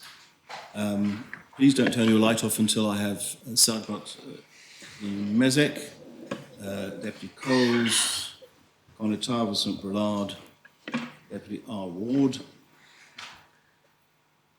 Deputy Feltham, and the Conetava St Helier. Right, everyone can turn their lights off except Deputy Mezek. Thank you, sir. What does the Minister consider a reasonable monthly rent to be for a basic one-bedroom flat with open plan living and no parking space in the private sector? Thank you, sir, and thank the Deputy for his question. I don't believe there is a figure if you're looking in the market economy. It is what the market will bear. I don't know if there's anything else I can say to that. Supplemental? Thank you, sir. It's disappointing that the Housing Minister won't even attempt to put a figure on what he thinks his constituents ought to expect to pay for a bog-standard basic flat like that. But I can tell the Minister that more and more now advertised in the private sector are flats exactly like what I've just described, being advertised £1,300 a month, £1,315 a month. I've even seen one as high as £1,450 a month, a figure which would put even a couple on the average income well into rental stress. And some of those flats are being built by the government. What is the Housing Minister going to do to ensure that we stop the building of apartments that are putting people into rental stress and instead focusing on building homes that people can actually afford to live in? Thank you, sir. I thank the Deputy for his question. Obviously, we're very aware that within government we have Andium Homes, where there is a policy of 80% against market rentals, so that will help alleviate those struggling with their rental payments. We also, on top of that, have people who on certain levels of income, who are on the housing gateway, will also get support with their housing costs. So I would suggest, sir, that right now we have for those who are most vulnerable, find themselves in the most vulnerable situations in housing, in their homes, are well supported by current government policies. We keep coming back to this idea of what is an appropriate rent in the private sector. It is what the landlord can achieve for the quality of build. I was speaking to a landlord over the weekend, and they've just put out onto the market 12 one-bedroom flats for which they were very proud to say they'd completely let, could have let again, at the very levels the Deputy mentions. So that is what the market can bear. And as I say, for those who are the most vulnerable in our society, we are supporting them through Andium Homes and through Social Security Department by the various schemes that we have in place. Deputy Coles. Thank you, sir. With more adults living with parents due to increasing costs of housing, does the Minister feel it is appropriate for these adults to be living in rooms which can be considered a single bedroom? So I'd like to have more clarity on what the Deputy means by that, because what he seems to be referencing here is a scenario which we would almost define as homelessness. As far as I'm concerned, we are building, and Andium Homes have provided some very good data, the appropriate accommodation for the demand that is out there. And as far as I'm aware, we are not certainly in the public sector, endeavouring to put people into homes that are smaller than their demand. Supplemental, Deputy Coles. Yes, sir. I'm glad the Housing Minister made reference to Andium Homes and the fact that these could be considered homeless, because this is exactly what the Ann Street Brewery site is developing, two-bedroom property, which then consists of a single bedroom. So my initial supplementary was going to be regarding whether he's considered the impact on mental health to these people, but now he's considering that these apartments are being built to a standard that would provide homelessness. Can he address then why this is an appropriate development? So I don't believe I said they're being built to a standard which is homeless. I think the Deputy was suggesting that there were more people living in this accommodation than was appropriate for the size of the property. The Deputy well knows that there are minimum standards as laid out by the Planning Department. And I'm being given some statistics here about the Ann Street Brewery site, and I'm advised by Andium that 147 out of the 249 apartments exceed the minimum requirement. The minimum requirement is set there in law to make sure people don't go below that standard. And I'm very proud to say that Andium provide vast majority of their homes above the minimum standard that's required. Conor Harbison-Blard. Thank you, sir. The general definition of affordable housing is often grey. What is the Minister's personal definition of affordable? Thank you, sir. So thank the Constable for his question there. Affordability definitions are a challenging definition to arrive at, especially in the current climate. We thought we were getting close to one last year until we saw a UK budget and inflation rates that basically blew that concept out of the water. We're currently working with our economics unit to try and develop a new definition, as it were. And clearly under the Bridging Ireland Plan, we're also endeavouring to build something like 1,500 affordable homes via Andham through rezoned sites. But we are very cognizant of the fact that there is a real issue in trying to meet that gap, find the answer to that gap. Supplemental comment? Thank you, sir. Does the Minister consider the 80% rental that tenants are presently obliged to pay Andium is the right level in this economic climate where people are being pressed by increased cost of living costs? Thank you, sir. Thank you again for your question. Is it right? It is the current government policy, I can't say it's right or wrong. I think the support for those who struggle to meet that 80% level is then provided by our social security services. So those people in the most rental stress do get support through those developments. Again, the other thing I would highlight is it is a model which is sustainable for our social housing providers who borrow significant sums of money and require a level of rental income that supports that model. As I say, we can play with the model, but my worry is that we end up destroying our ability to build more homes urgently needed homes for our island population. Deputy Rob Ward. Thank you, sir. So I had the pleasure of watching the Minister on ITV when he mentioned that one of the reasons homes are getting smaller is because it's going to get more expensive. Can I ask the Minister, what is his minimum standard, minimum size for a home for a single person in Jersey? Thank you, sir. Thank you, Deputy, for his question. I don't think this is about opinions. This is about what has been established in law by the Planning Department. And that recognition is that we are constantly trying to, in an expensive building environment and constrained space, to make sure that people have adequate levels of space in their homes. I've been advised that prior to 2009, we've actually, since 2009, I should say, we've increased by 10% the minimum standard. So clearly there's been an awful lot of work done in this area. Whether you agree that 51 square meters is an appropriate space for one bedroom, two-person accommodation, I'm sure has gone out to consultation and been thought about in considerable depth. As I say, I don't want to give an opinion on the matter. This is how it is. Supplemental.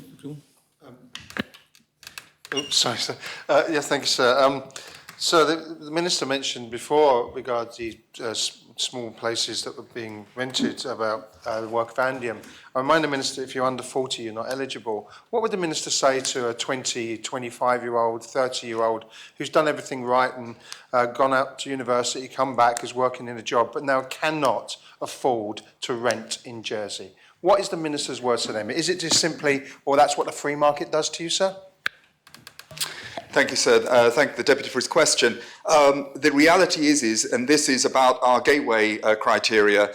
As you all well know, we've already changed the gateway criteria as of the 1st of January on an income basis. However, my next port of call in that respect is around age. So at the moment, I believe we're around 45. I hope I'm not going to be corrected on that point, but I would like to see that age limit reduced down to 25.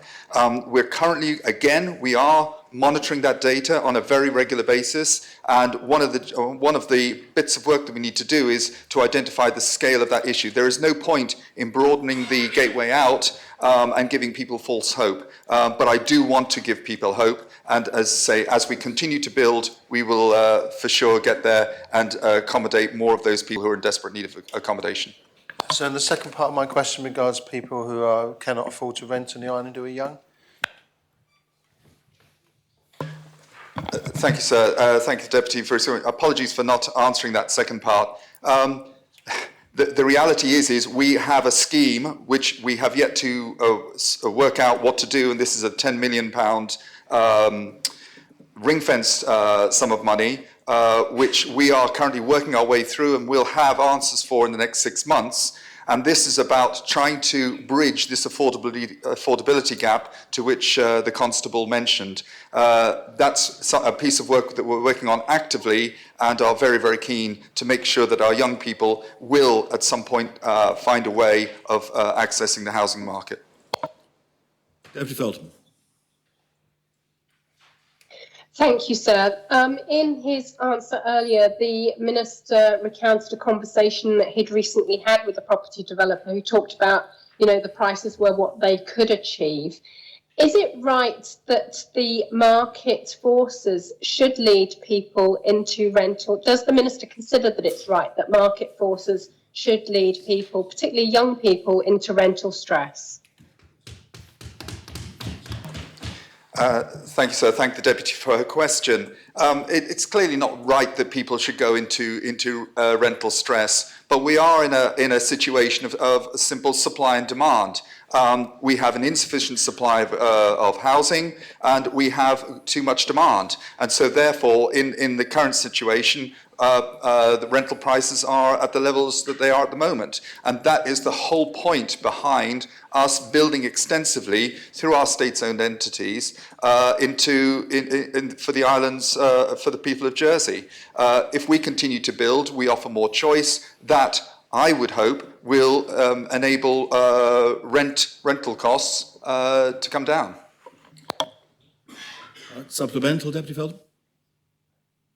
Thank you, sir. Has the Minister just not admitted that our housing market is broken and that some level of market intervention is required in order to help people not fall into rental stress and ensure that quality of life is maintained for all people on this island? Thank you, Sarah, and I thank the Deputy for her question.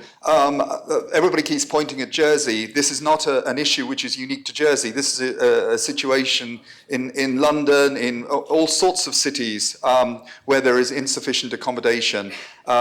We are working very, very hard right now to push through that supply of housing. We're probably very familiar with and the numbers currently under construction and coming on stream right now. And I'm trying to look at the exact, if I can give you some exact numbers here, sir. But we have, okay, sorry, I'm not in the time I've got available here. I won't be able to give the exact numbers, but we have obviously the La Colette flats coming on stream. We have Anne Court coming on stream. We have the Limes being built.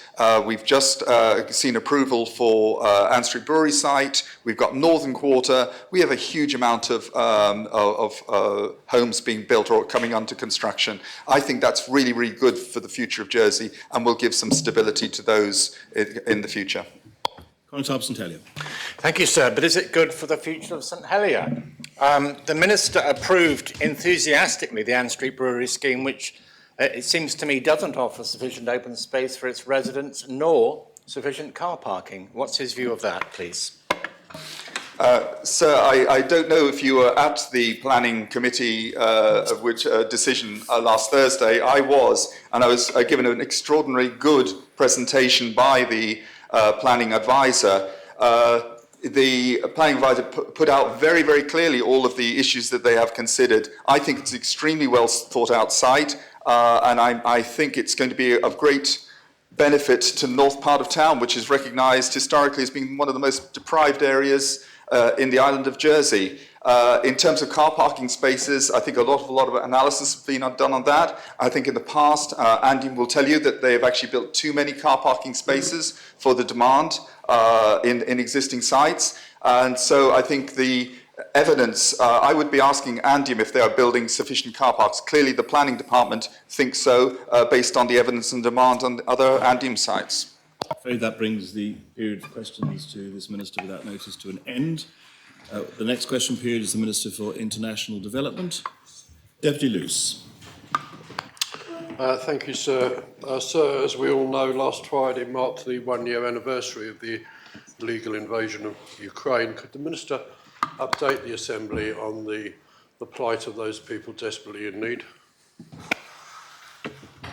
Yes, thank you. Russia's illegal invasion of Ukraine on February 24th, 2022 escalated 8 years of conflict into a full-scale war. Fighting remains intense in eastern and southern Ukraine. Almost 20,000 people, civilians, have been killed or injured. 6 million have been displaced internally. 8 million have fled as refugees, and 17.6 million are in need of humanitarian assistance. Millions are without power and heating. Hundreds of medical facilities have been destroyed, and the Ukraine's agricultural industry, vital for the world's supplies of wheat and grain, as well as the Ukraine's own food security, have been severely disrupted, and the fighting continues. Supplemental, please. Yes, I thank the Minister for her answer, sir, but could she update the Assembly on Jersey's response to this crisis? Jersey has so far raised 3.1 million and distributed it equally from Jersey Overseas Aid, the general public with the bailiff's appeal and side by side, and the government. Jersey's been working with 10 partners on the ground, and as well as in Ukraine, we're also working in neighbouring countries of Hungary, Romania, Moldova, Poland and the Slovak Republic. Most recently, Jersey Overseas Aid awarded 2 grants for Ukraine totalling 400,000 to Crown agents supplying vital medical supplies, incubators, trauma kits and generators, and Friends, and 124,000 to Friends of Ukraine, who are funding bomb disposal and demining courses for civilians. Also last week, on 22nd of February, a vote agreed to twin St Helier with Moldova, a beleaguered port of 450,000 inhabitants in southern Ukraine. And I'm proud to say that we are one of the highest per capita contributors of humanitarian aid of any country, and the government is committed to standing with the Ukraine. Deputy Andrews. Thank you, sir. Can the Minister provide an update on Jersey's response to the earthquake?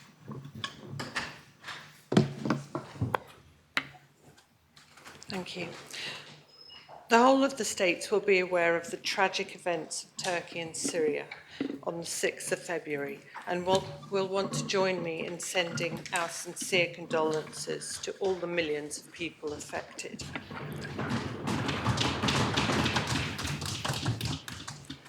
As members know, in the early hours of the 6th of February, an earthquake hit southern Turkey and northern Syria. It was a 7.8 magnitude on the Richter scale. The death toll now stands at nearly 60,000, with more bodies being retrieved on a daily basis. There are 105,000 injured people in Turkey and 10,600 in northern Syria. Over 1.5 million people have been made homeless and are living in freezing conditions in tents, emergency shelters, cars, without sufficient access to food, medicines, warmth, or clean water. In Syria, the quake comes after 12 years of brutal civil war, where prior to the earthquake, some 15.3 million people in Syria required humanitarian assistance. Supplemental question. Deputy Mezek. Thank you, sir. So in recent weeks, the Israeli occupation forces in the West Bank have conducted military raids which are the most deadly that the West Bank has seen since 2005, with the Palestinian Health Ministry reporting that 80 people have suffered bullet wounds and are being treated across 5 different hospitals in Nablus. Would the Minister update the Assembly about what work she and her department are doing to provide aid to those providing for health relief in the occupied territories? Yes. At the moment, we have 3 different projects that we support in the occupied territories in Gaza. And we have continued supporting several of these over the last 5 years. So we've got different projects. I don't have the exact details to hand at the moment, but we are supporting Palestinians. Supplementary. Yes, please, sir. I'm grateful to the Minister for that answer, and I'm very pleased to hear of that. Given what appears to be the worsening situation in the illegally occupied territories of Palestine and the greater death toll that they appear to be experiencing there, would the Minister give this Assembly her assurance that Jersey will not shy away from continuing to provide aid to those who are innocent bystanders in the violence occurring there and desperately need international support for health treatment? Absolutely, and as I've said, some of our projects now are in hospitals and we continue to monitor the situation, but absolutely. Deputy Scott. Thank you, sir. With respect to the assistance the Minister's department's providing to those affected by the catastrophic earthquake in Turkey and Syria, could you please provide details of the nature of assistance being given by her department, including the agencies that will be used?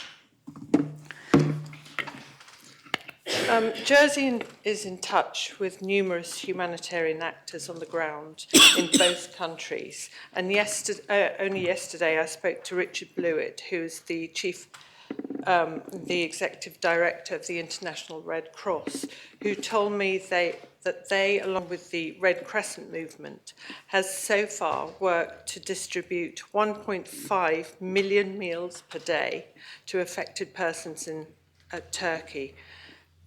They're distributing 630,000 relief items, which includes tents and blankets to affected family members in Syria. They've scaled up cash assistance, reaching an additional 200,000 homes in Turkey and 100,000 households in North Syria. And they're offering child protection support. Jersey has been prompt to provide assistance to those most in need, and we've provided 150,000 to the International Red Cross, 200,000 for a special mechanism in northern Syria designed to fund the local humanitarian organisations in that area. And today, I'm pleased to announce that commissioners have agreed an extra 40,000 to supply essential medicine to both countries. Supplemental, Deputy Scott. Yes, please. Could the Minister give us more details of this mechanism to which he's referred in northern Syria? Yes, it's a fund that's been set up. We've been working with the UK and other donors. It was set up last November, and in actual fact, we were speaking to the fund operators in the UK a week before the earthquake struck, and we'd agreed to fund northwestern Syria, where there are a lot of there are about 7.1 million people there in opposition-controlled areas of Syria. So we were looking at the area anyway, but the earthquake struck about a week later, so therefore that funding will go directly for the earthquake support. Deputy Catherine Curtis. Thank you, sir.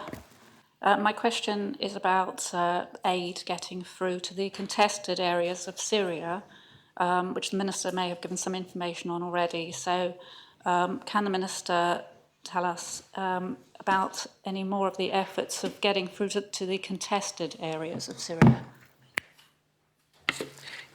Yes, and that is a really good question, because humanitarian access to the opposition-controlled areas of Syria has long been a key issue and constraint.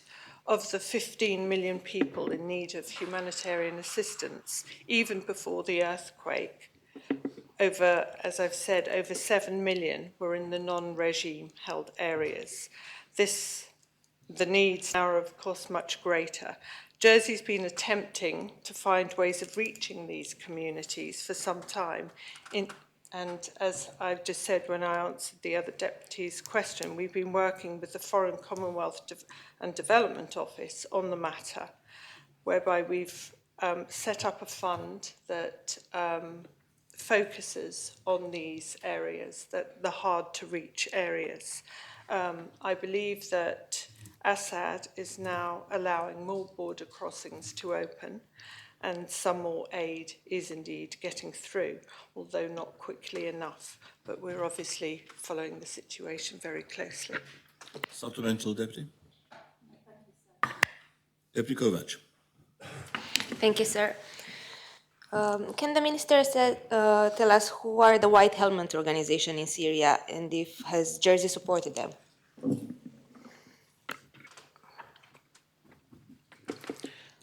The White Helmets, excuse me, is a popular name for the Syria Civil Defence Organisation. It works with about 3,000 volunteers and has excellent access to opposition-controlled areas of northwest Syria and Turkey, which, as I've said, many aid agencies find hard to reach. It's also served as one of the key and early responders to the earthquake, which is why they've received a lot of coverage on the news of late. It was formed about 10 years ago, but established in 2014. It's officially an impartial humanitarian NGO, which receives funding from the UK, the US, and European governments. Interestingly, support and training was provided by the Mayday Rescue Foundation, which is a non-for-profit organisation established by the former British Army officer James Le Mesurier, who has had Guernsey connections. Unfortunately, he died in suspicious circumstances in Istanbul in 2019. Jersey has not funded the White Helmets because we've not yet had a relationship with them. However, we watch their activities with interest and admiration and would be open to exploring a partnership with them in the future. Supplemental, Deputy. Thank you, yes.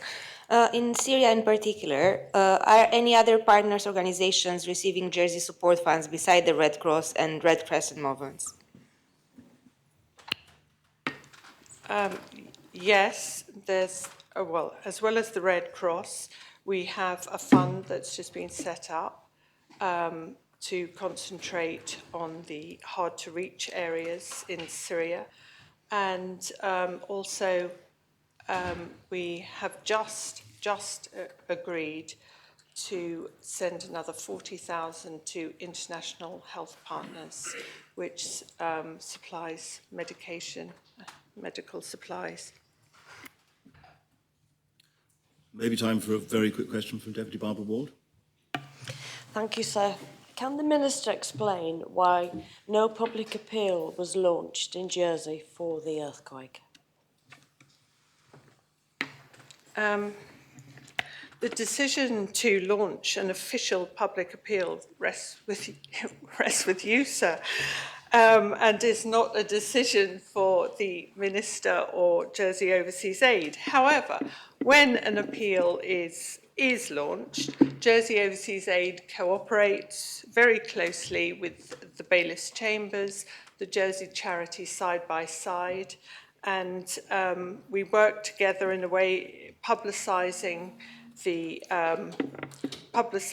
appeal, collecting money, which in a tax-efficient way, and for Jersey Overseas Aid part to distribute it to best partner organisations using our high standards of due diligence and grant management.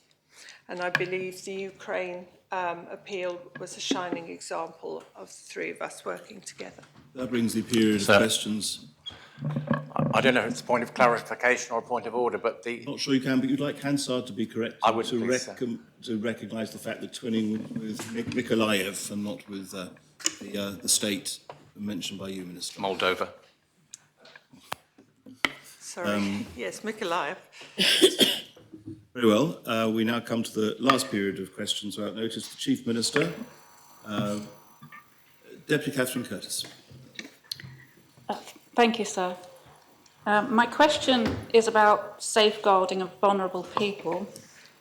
We've seen in recent weeks several cases where dangerous people have had access to children and vulnerable adults through their employment by the States of Jersey. As Chief Minister and as the Chair of the States Employment Board, can the Deputy confirm that full checks, including on background information, as well as references, and a full DBS check are carried out on all job applicants before they are given a position of trust? Thank you, sir. Firstly, I should state that it's my understanding that particularly the case that the Deputy mentioned, there was no contact with local children as a part of that role. But safeguarding is, of course, of absolute importance to us. And that's one of the reasons why this government has set up a safeguarding ministerial group, which is a very strong group led by the Minister for Home Affairs, who has a great deal of interest in this area, and it is something that we take extremely importantly. There is, of course, always work to be done, but I think the Vice Chair of the States Employment Board has answered a written question setting out our employment practices and procedures in this area. Supplemental. Thank you, sir. There's been several cases across departments recently, and my question is, can the Deputy confirm that even a simple internet search is done on applicants who will have access to children and vulnerable adults to ensure that they can be trusted? So I'm sure that our colleagues in People Services do all of the appropriate checks when employing people in this area. Deputy Coles. Thank you, sir. Does the Chief Minister agree with her Better Way colleague, the Housing Minister, that because people cannot afford to own their own home, that they must compromise with reduced size? I haven't heard the Housing Minister say those words exactly, sir, but as a government, we are very much committed to increasing the levels of owner occupation in the island. It's something that I think we all believe in, and it's something that we're working on increasing supply in that area, and also in the area of social housing. And I think that the words that I've heard from the Housing Minister are how impressed he has been by the quality of accommodation that Andium are currently building to. Supplemental, Deputy? Yes, sir. So the quote came from an interview that Deputy Ward did with ITV, and it says, "We know that the cost of housing and buying a home is out of the realm of most people, so we have to appreciate, therefore, that sizes have to come down a bit. That is the compromise we have." Does the Chief Minister value the fact that proper proportioned living accommodation is essential to people's well-being, mental health well-being? I think with regards to the quotes, context is always important, and having heard that quote, I think perhaps the Deputy's context might have been slightly different. However, we do have, of course, minimum standards, and that is a great improvement on building standards of, I think, only 10 years ago. And of course, that is aligned to people's well-being.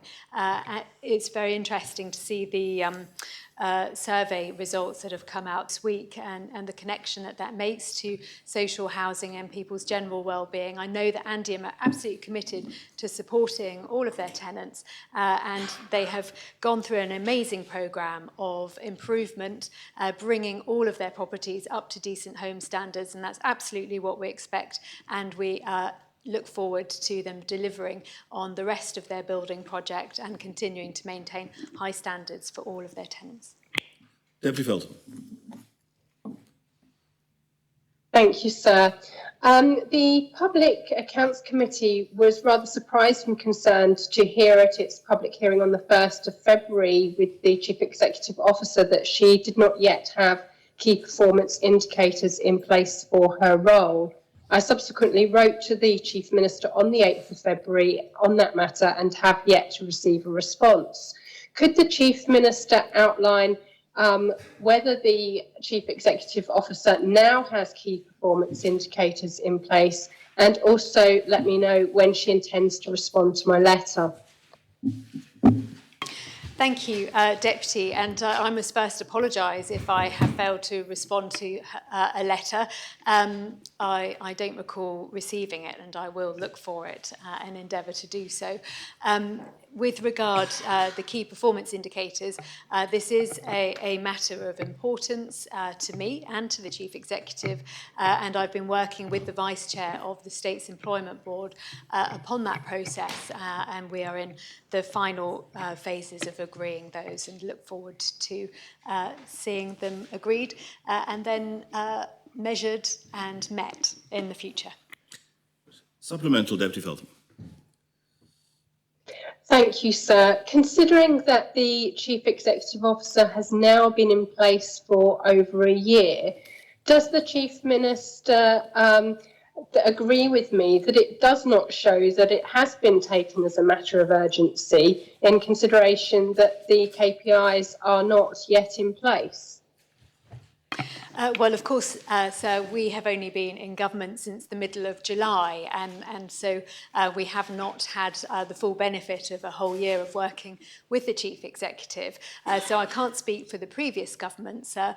I can speak for mine, and we take key performance indicators extremely seriously, and indeed performance management across the whole of the public sector is a matter of focus for us at the moment, because we think, yes, it all starts at the top, but that should also be seen throughout the whole organisation.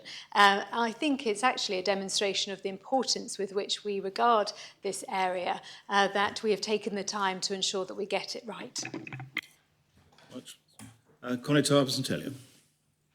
Thank you, sir. Well, I endorse the Chief Minister's recent comments about how well Andiam are doing for the island in providing housing. Is it not a matter of concern to her that when the Ann Street Brewery application for 250 units nearly was approved, I gather that the map that was shown indicated the extension of the Millennium Town Park, providing open space for those residents. Does she endorse the fact that these residents in these flats are going to have inadequate open space to use in the future? I thank the Constable for his question, and as a member of the Future Places ministerial group, I'm sure he is quite familiar with the importance with which we place access to green space for St Helier residents. It is a matter that is under discussion at every single one of our meetings, and I do believe that Andiam will be coming to talk to us at our next meeting with regard their plans for that site and the green spaces that it will allow, and the connection also for active travel routes through that site and in and around the rest of town, which we're really looking forward to delivering, sir. Thank you, sir. The same application approved 0.25 parking spaces per unit. Have we not arrived now at a situation where the only people who can enjoy car ownership, as distinct from car use, because of course we want them all to bicycle in from their houses, but the only people who can enjoy the benefits of car ownership, weekend trips or visits to the continent, for example, are those who live outside town in parishes like the Chief Minister's own?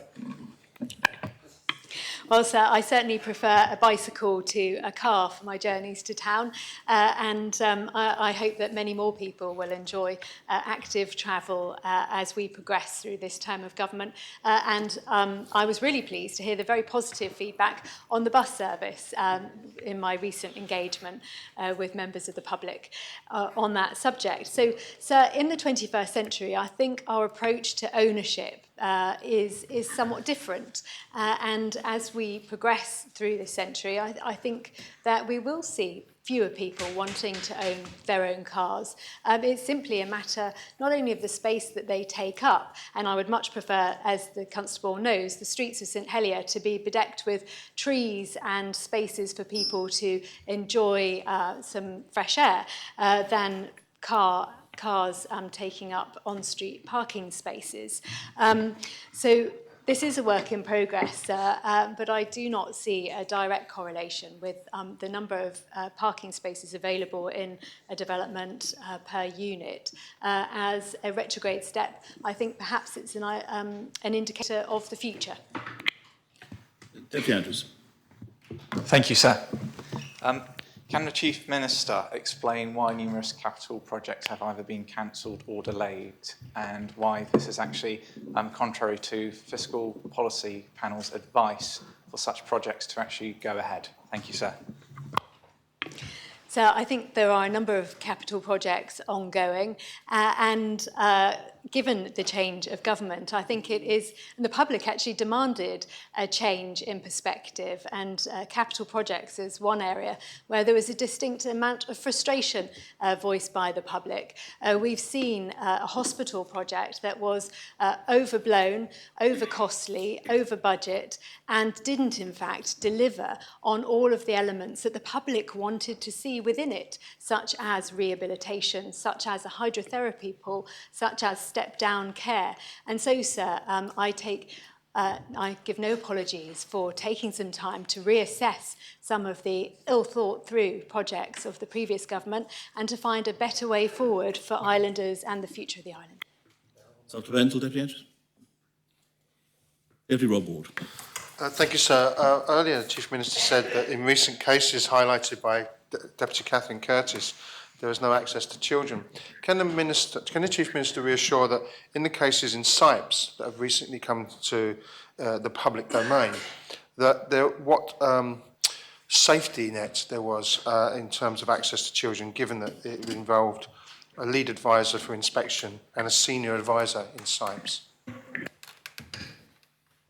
I think it's always uncomfortable territory when identifying a particular individual case, but I have been reassured that there was no engagement with children, and I think that is probably all that we can say. I reiterate my words about safeguarding and the great importance that we place upon it. Supplemental question, Deputy Rob. So, thank you. So, I would ask the Chief Minister to perhaps go away and think about that statement in terms of no contact with children in the answer to that question, given that the person was a lead advisor involved in inspections. So, and that's all I can say on that at the moment, sir. But I would ask, would you consider going away and considering that answer? Thank you, sir. I will provide a response to the Deputy. Well, Deputy Meze. Thank you, sir. In answer to an earlier question, the Chief Minister said that hers was a government that wished to support people into home ownership.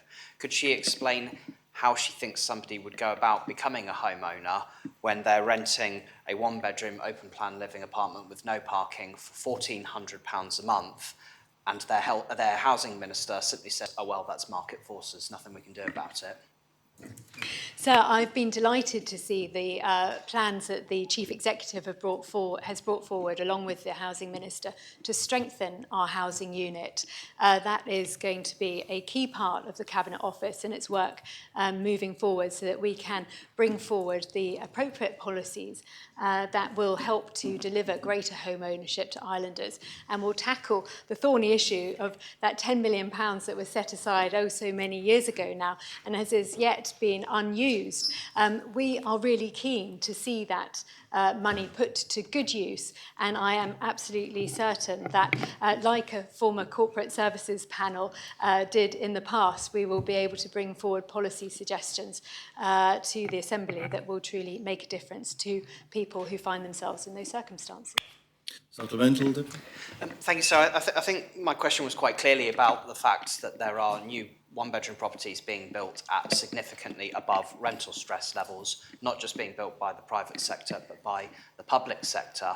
And I don't think that some shifting round of civil servants will provide much consolation now to people who are facing rental stress in those situations. So will the Chief Minister explain what action she anticipates her government taking to directly tackle the issue of extortionate rents, which, as we've seen in the recent Statistic Jersey report, are one of the contributing factors for why private renters have report twice as bad health outcomes as those who are owner-occupiers? Market forces are market forces, but I made my comments because I do believe that we will be bringing forward policy measures that will support people, islanders, to access home ownership, such as, if I have to spell it out, the suggested loan deposit scheme, for example, that the previous corporate services panel suggested to the former Assembly. Policies such as that will make a real difference to people by unlocking the funds that have been made available for that very purpose. Well, that brings the period of questions to the Chief Minister to an end. There's nothing under J, so we move to K, statements on matters of official responsibility. The first statement is to be made by the Minister for Infrastructure, who will make a statement regarding an update on the new care facilities. Minister. Sir, may we have a copy of the statement? The statement is being circulated at the moment, and it's been done electronically, and it's been sent by email. Minister. Sir, it will come as no surprise to members of the Assembly that the Council of Ministers remain committed to delivering good quality healthcare facilities as soon as it possibly can. Following the Our Hospital review, we are committed to starting construction within the term of this government, and it's safe to say that our intentions haven't changed. This morning, I want to take the opportunity to provide the Assembly and members of the public with an update on our programme of works, the details of which are contained in the report presented today. For the avoidance of doubt, I can confirm that the facilities will meet the requirements of good hospital healthcare, but by following a multi-site solution, will also manage the overarching economic risk posed by building on one site. This approach will see us replacing our essential facilities while committing less capital at any given point. As members will know, a significant amount of money has already been spent, but as stated previously, we are already utilising much of the intellectual capital invested in previous schemes, all of which should help to minimise further spending and help accelerate delivery. The project is now being led by a small team of our own people, the leader of which is a highly competent individual with 6 years' experience as the deputy to that role. On a personal level, I have great confidence in this person and her equally professional colleagues. Together, they are constructing a wider team of professional service providers, many of whom have proven their worth by virtue of the work that they have undertaken on the Our Hospital project. We are currently working with scrutiny to broaden the quality of governance on the political oversight group by recruiting an independent non-executive director to provide additional relevant project delivery experience. I'd like to assure members that this will not be an expensive appointment. It'll be somewhere in the region of £12,000 a year. So. Following a recent presentation, many members of the Assembly will be aware of the proposed timelines for 2023, which will see the completion of a feasibility study created from the bones of Our Hospital project and fleshed out by further consultation with clinicians, medical staff and healthcare workers. This will result in a clear plan identifying the most appropriate utilisation of the key sites involved. We are aiming to share this with the Assembly sometime in May. Going forward, our project team will continue to work with the Minister for Health and Social Services and her team to ensure that all clinicians, care workers, administrative and other support staff have an opportunity to express their views. We also intend to revive the Citizens Panel and give them a significantly broader brief so that the opinions of the public may be better represented than hitherto. In the next few weeks, we are hoping to transfer ownership of the land at Kensington Place from Andium, and following receipt of a planning permit late last week, commence demolition of the unused dilapidated buildings at Overdale. Work at the former Lecanavay School continues to run on time, which should result in completion early in July. As members will know, this will facilitate the transfer of most of the services currently delivered at Overdale, and subject to confirmation, the facilities will be retained for use in the longer term. This will reduce the area required on the two main sites and result in a corresponding reduction in capital outlay. I'm also pleased to confirm that following consultation with the Health Minister and the Parish of St Brelard, the facility will be known as the Enid Kenno Health and Wellbeing Centre in recognition of the extraordinary achievements of the former Conitol.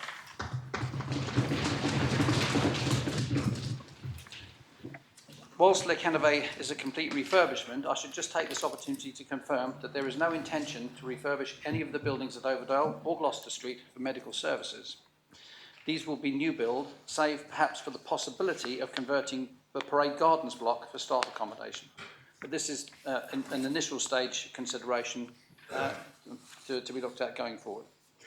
Later in the year, sir, the Council of Ministers will bring a financial plan to this Assembly as part of the Government Plan 2024 to 27. At that point, it will be for the Assembly to decide how we proceed and whether we can lodge a planning application for Phase 1. Finally, in terms of future communication, I want members to know that I am committed to ensuring that everyone concerned will get clear and easily understandable information at every stage. So I'm happy to take any questions. There is now a period of 15 minutes of questions to the Minister. First on the list is Deputy Tadier. Thank you, sir. At the bottom of page 1 that's been circulated in the Minister's statement, he says that he and the project team will continue to work with the Minister for Health and Social Services to deliver this project. Can I ask whether, as a Minister, he has full confidence in the Minister for Health and Social Services? Yes, I'm happy to say that we've liaised professionally and as appropriate throughout the course of the last 8 months. So, Supplemental, Deputy Tadier? So that's an interesting answer, but it doesn't answer my question, which is not what I asked. So this shouldn't be a supplementary. This should be my first question. Well, I think does the Minister have confidence, full confidence? Deputy, the Minister responded by saying yes, and then went on to add that he had consulted. So I think the response to your question, did he have confidence, was a quite clear yes at the beginning. I don't think he failed to answer the question. But if you'd Thank like you. to ask a I supplementary... missed the yes, sir, when he was... Sorry, can I ask a supplementary, Of course sir? you can, yes. So in terms of our confidence in the whole project, I notice in the 4th paragraph, what I would call a modest use of an adjective, saying that we will meet the requirements of good modern hospital care. Now, I'm sure when the hospital project has been referred to in the past, it used words like excellent and world-leading, world-class, etc. Are we now seeing a downgrading of the expectation that we can expect from this new hospital project being delivered over a multi-purpose site? straightforward answer to that, sir, no. Deputy Farnham. Thank you, sir. I've lost my spot now. Such an interesting report, sir.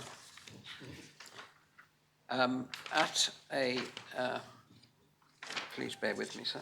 Or do you want me to, I'll take someone else. There's a limited time for questions. I'll take someone else and then I'll ask you after. I've actually found it now, sir. Right. So I do apologise. The report says that completion of the second phase will enable the services continuing to be delivered from the current Jersey General Hospital site to a new build Kensington Place facility, sir.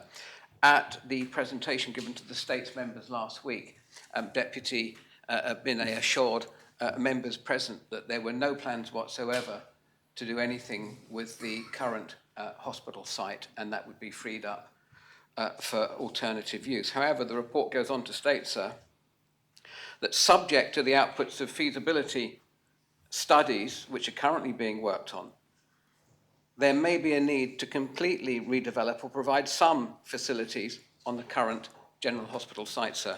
What's changed in the last week?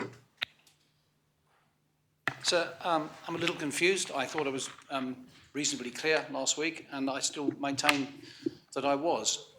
We have two sites, two main sites, Overdale and Kensington Place.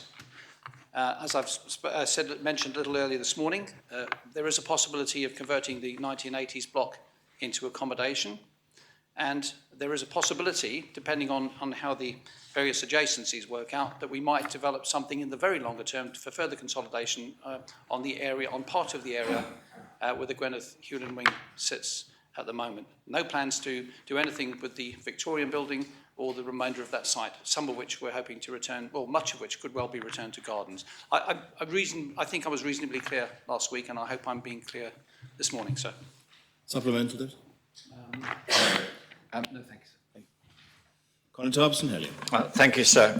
Residents of Westmount Road, users of People's Park, users of the Jersey Bowling Club, and people who care about Jersey's heritage are all grateful to the Minister for lifting the sword of Damocles that has hung over that part of St Helier in recent years, and which has caused considerable stress to the parish and not a little cost. But when will the Minister actually lift that sword completely? He said sometime in May. Can he give us a date when the people I've mentioned can truly feel that that has been lifted off their heads? Thank you, sir. So I think the best I can offer is as soon as possible. I'm acutely aware of the stress that these people have undergone, and I'm very keen to alleviate that as soon as I can. But it would be wrong of me to give you a precise date.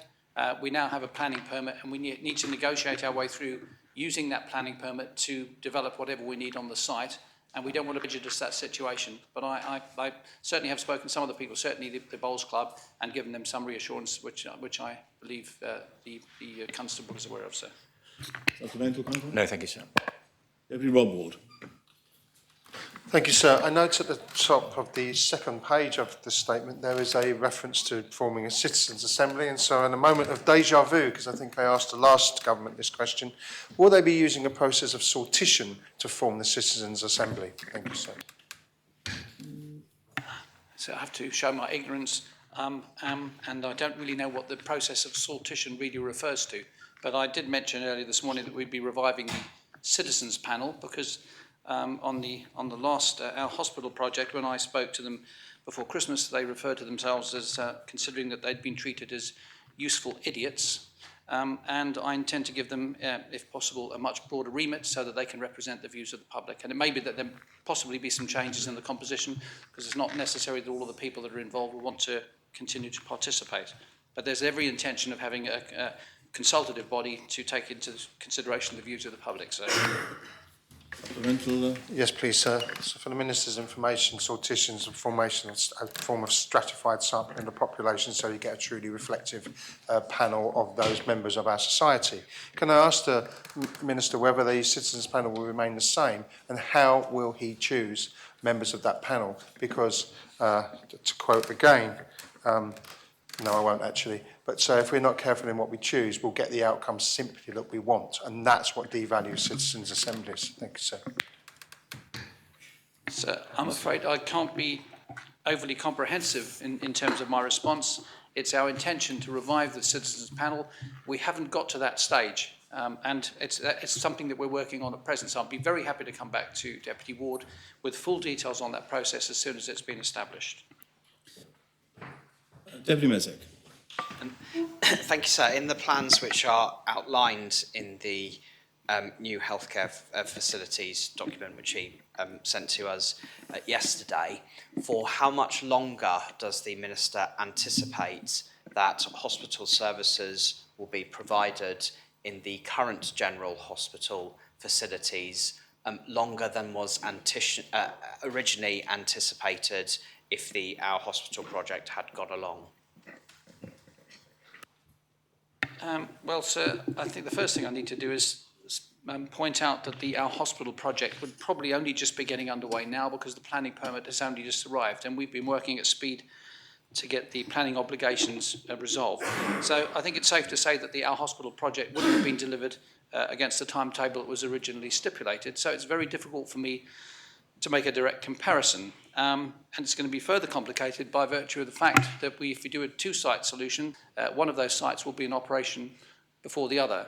But always difficult when one's drawn to give precise dates, but I'll try, so long as I'm not necessarily quoted next time this comes up. But I would hope that the first stage can be delivered within 12 months of what would have been the completion time of the original hospital, and depending on what that would have been, maybe sooner, and certainly within 2 years, the second main site should be delivered thereafter.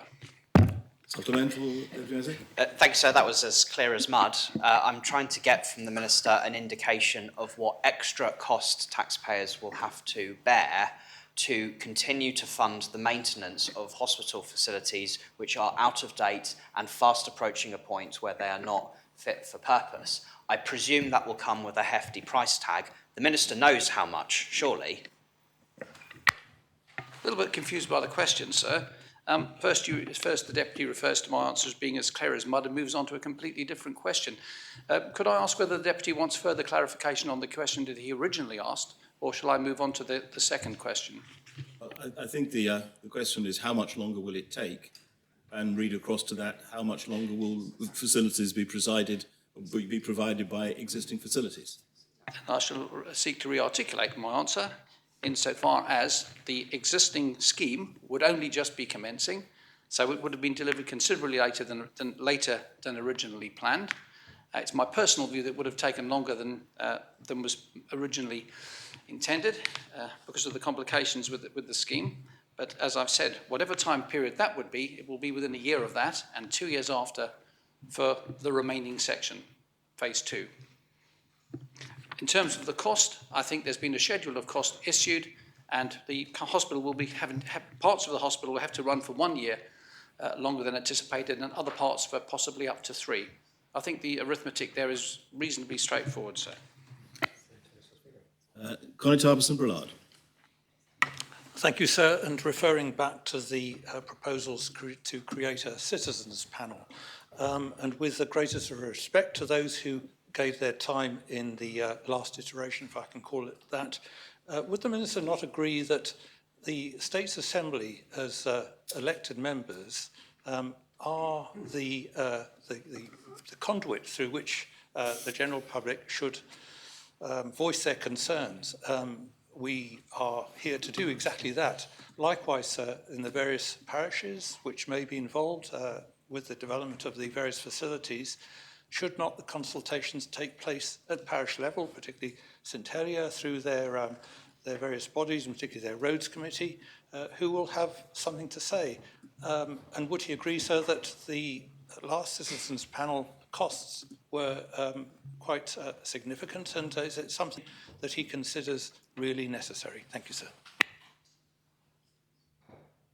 In the first instance, I've no criticism of what the Constable is suggesting. I think it's quite orderly that we consult with everybody, including the parishes and everybody else.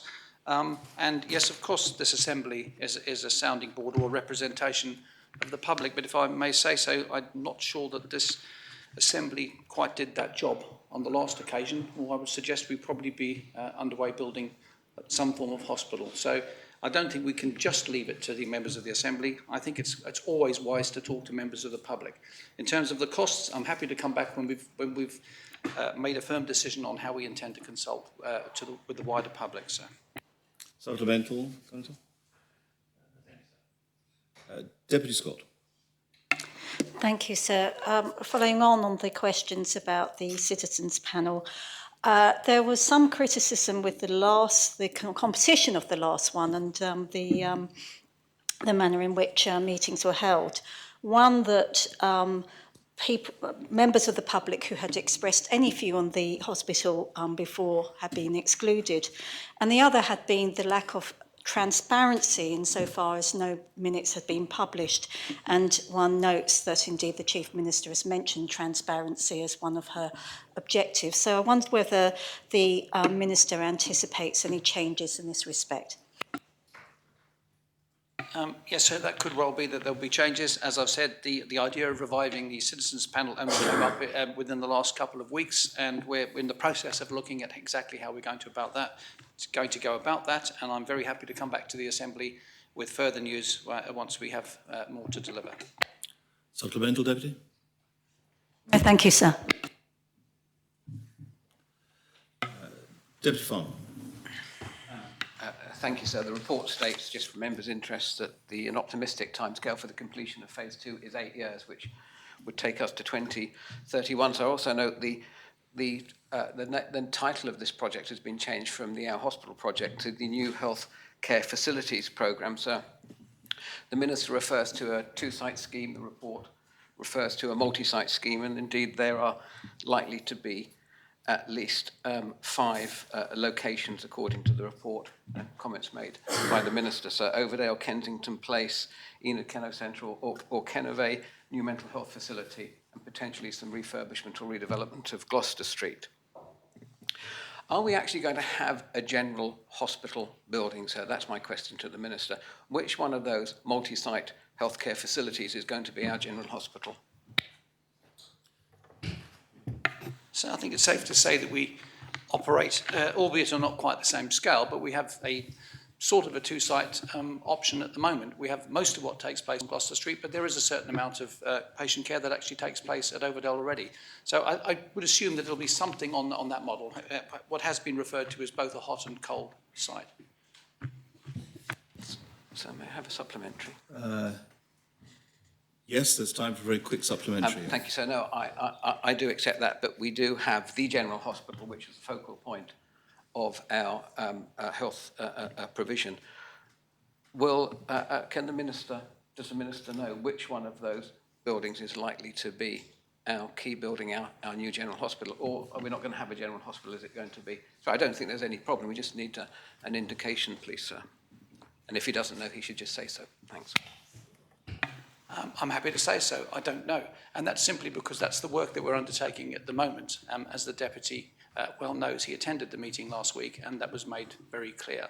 I can further add that it's likely that emergency operations and operations generally are likely to take place that'll be more centred on one site, and recuperation and rehabilitation more centred on another. But as to where those exact adjacencies are at the moment, sir, that's the work that's in progress.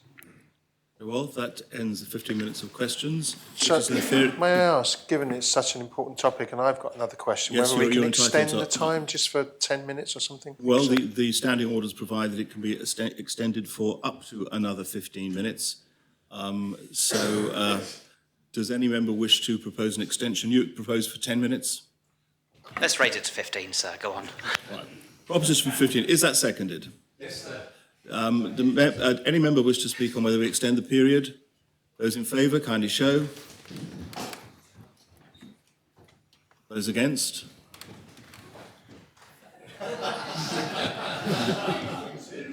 I think it's probably not worth asking for the appel, and in which case we will extend by a further 15 minutes. And next to ask is Deputy Rob Ward. Thank you, sir. Is that the first reflection of transparency in this project? I hope not. So can I ask the Minister to be unequivocal in saying that there will be no additional works on the road up to Overdale and around People's Park in this project? Thank you, sir. Sir, I think that would be unwise. I'm happy to say that there won't be any major works, but there may have to be some minor works, and it would be wrong of me to suggest that nothing will happen. Thank you, sir. Supplemental. Given the statement from the Councillor of St Helier, would he be correct in saying that all of those sites are being protected and there will be no threat to any of the heritage sites, the park, the stone on the way up, given the bend in the road, etc., etc.? Can the Minister assure at least of that? Thank you, sir. I think I can give a reasonable assurance at this stage. It's highly likely that none of that will be touched. Highly likely. Conrad of St Clement. Thank you, sir. At the meeting we had, the presentation we had last week, I was very firm in saying that unless I had a direct like-for-like cost analysis of the multi-site hospital against the Our Future Hospital site, which is currently on the statute books, I would not be voting for any part of it. Does the Minister think that that is reasonable to give that information to the States Assembly before we make any major capital decisions on either site in the future? This is another extremely difficult question. So, yes, I think we should make available as much financial information as we possibly can, but I don't think that that should be to the extent to which we delay beyond the point at which our current hospital is capable of coping with our healthcare needs. So, yes, we're looking at putting some financial information together, and we'll have more information as to what the extent of that will be later in the year. Supplemental, Grant? Yes, sir, thank you. Does the Minister agree that this motion to build a multi-hospital site, whilst you were given the objective to look into both aspects, both the Our Hospital and the multi-site, do you agree that your cause has delayed the production of a hospital of any sort by a couple of years or more? That's quite possible, sir, but I also think it's possibly taken away the possibility of putting the island into possible financial trouble. Deputy Sutherland. Thank you, sir. And could the Minister guarantee for members that in continuing to use the General Hospital base, he will not be putting either patients or staff at risk? So to the extent that that's humanly possible, then the answer is yes. Supplemental, Deputy Sutherland? Yes, and would he therefore inform members how much maintenance he will need to spend in the coming period? There is a schedule of maintenance that I think has been widely available for some time, but as it happens, I've got a meeting with the head of maintenance during the course of next week. I shall ask for an updated schedule of maintenance costs, and I'm happy to present that to the next Assembly. Deputy Felton. Thank you, sir. I'd like to get some further understanding about prioritisation and decision-making and how it's being made by ministers. So could I ask the Minister how he is prioritising works that need to be done, and if clinical need and risk is at the forefront of that decision-making? Taking the last point first, yes, that's absolutely right. It'll be up to the clinicians and the senior people in the hospital service to make those decisions. The decisions that haven't been made, they're in the process of being made, sir. Supplemental, Deputy? Yes, sir. Could I ask the Minister then what steps he would take if the Health Minister brought to his attention any concerns that she had about clinical need and risk? Well, so they'd have to be addressed forthwith with all of the appropriate. It depends on what the concern would happen to be. It would have to be addressed by all the people that would be concerned in that area, sir. And yes, they would be addressed. Deputy Coles. Thank you, sir. Deputy Ward actually asked both of my original questions on the sword of Damocles that was dangled by the Constable of St Helier. So I have to address, has the Minister got a personal preference as to where the acute ward would be housed? No, sir, it's not my job to have personal preferences. Does the Minister at least acknowledge that maybe there should be operating theatres based at all sites in a case of disaster recovery? So that may well be the case, but that's we'll know that when we find out the results of the consultations that are currently taking place. Deputy Farnham. Thank you, sir. The report, I voted against, first time ever, the government plan because it approved a further 51.5 million of expenditure on this product. That's an additional 51.5 million pounds, of which 28.5 million pounds, according to this report, is to be spent, a further 28.5 million spent on the development of a revised scheme. I can only assume, sir, that is the expert consultants, architects, designers, etc., that will be required for feasibility studies. Out of that 28.5 million, so that's been earmarked, does the Minister know how much has been spent so far to date? The simple answer to that again, sir, I'm afraid is no. Supplementary, sir. Yes.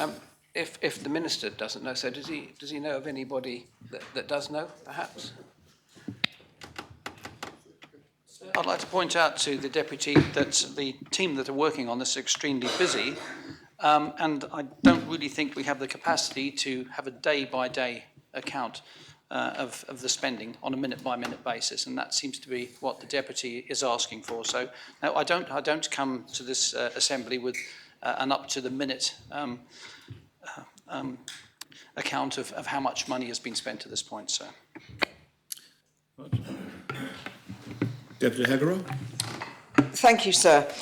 Much was made in the past about there only or the idea of a one site because of the consultant's view.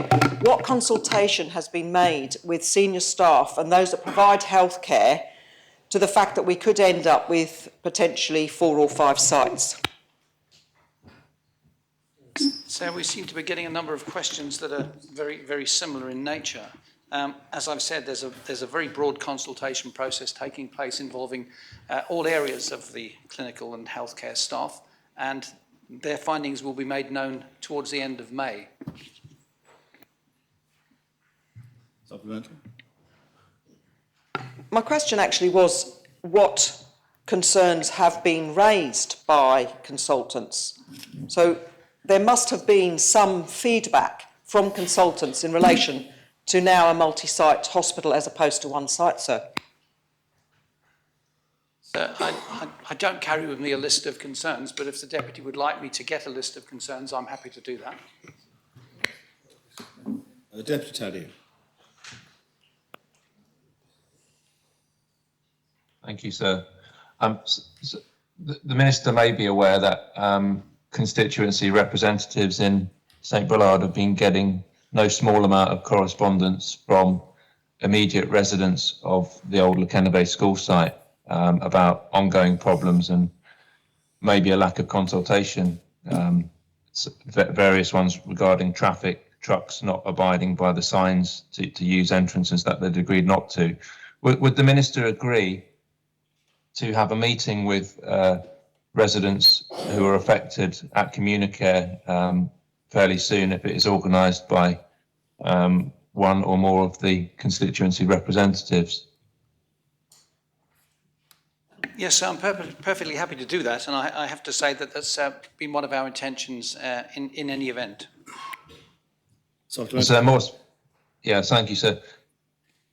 Just more specifically on one of the issues, there was signage put up, I think, on the Lekenebe Road side, telling the contractors not to drive their trucks through from the Lekenebe side, but to use the Route Orange entrance, which apparently is not always being observed. Would he take this up directly with the contractor, sir? Because it is making it very difficult for some of our constituents.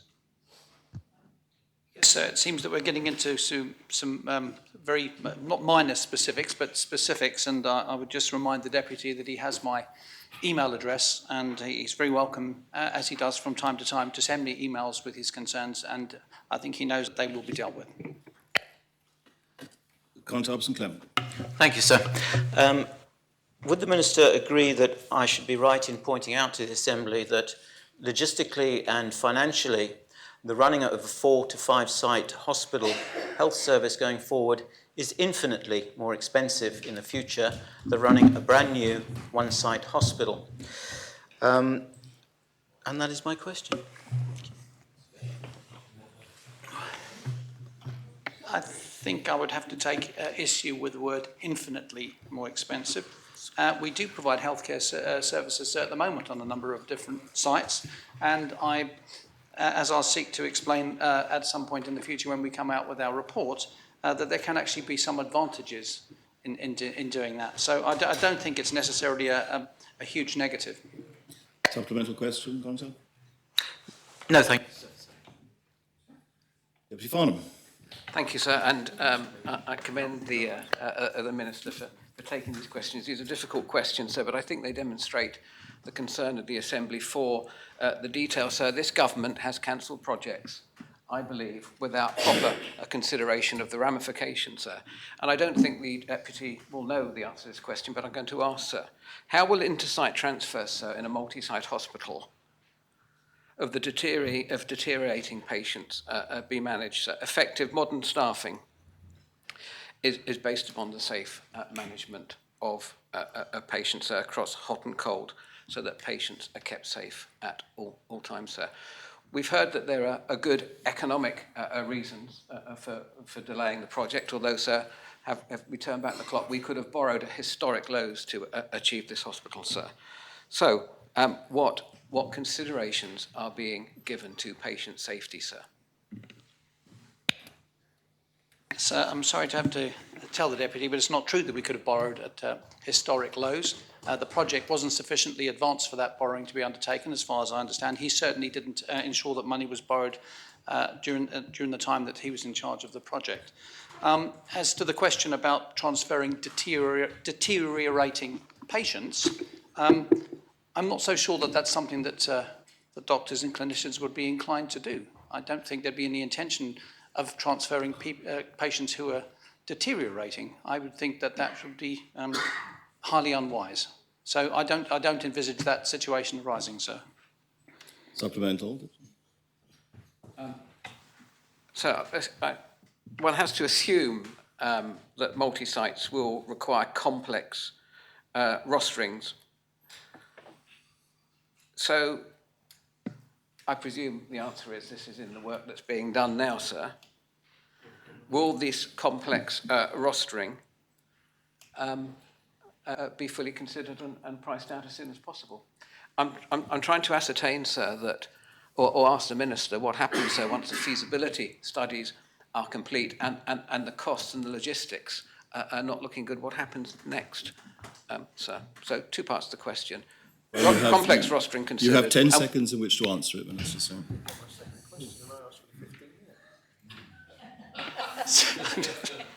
I have to confess I've gone completely blank.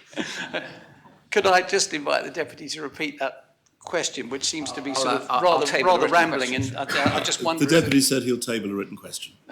Thank you. So I think that might...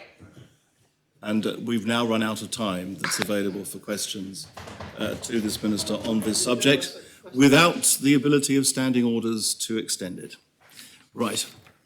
We now come on to the next statement, which is a statement by the Minister for Treasury and Resources. And it seems appropriate that the Minister read the question, make the statement at this point, and then the Assembly will decide whether it wishes to stand over for after lunch or carry on to deal with the matter there. So do you wish to deliver the statement now? Indeed, if I may, so, and it seems sensible for us just to continue with questions afterwards.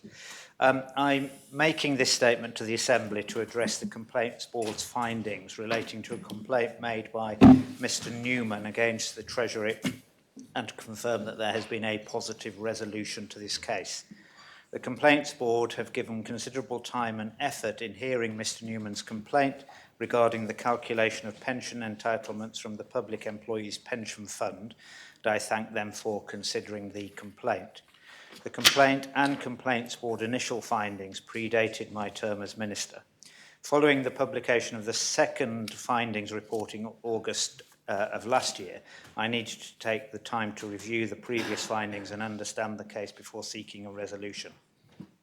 The Public Employees Pension Fund Committee of Management are the decision-making body for the payment of pensions from the fund, and this created an additional complexity in that I do not have the powers to require the Committee of Management to implement the findings of the Complaints Board.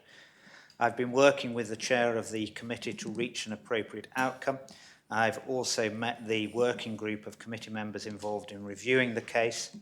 Whilst it has taken longer than expected to get to a resolution, I felt it important to wait until a positive resolution had been achieved before making this statement.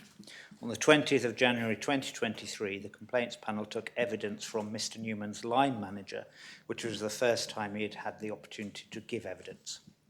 On the 6th of February 2023, the Public Employees Pension Fund Committee of Management upheld Mr Newman's complaint.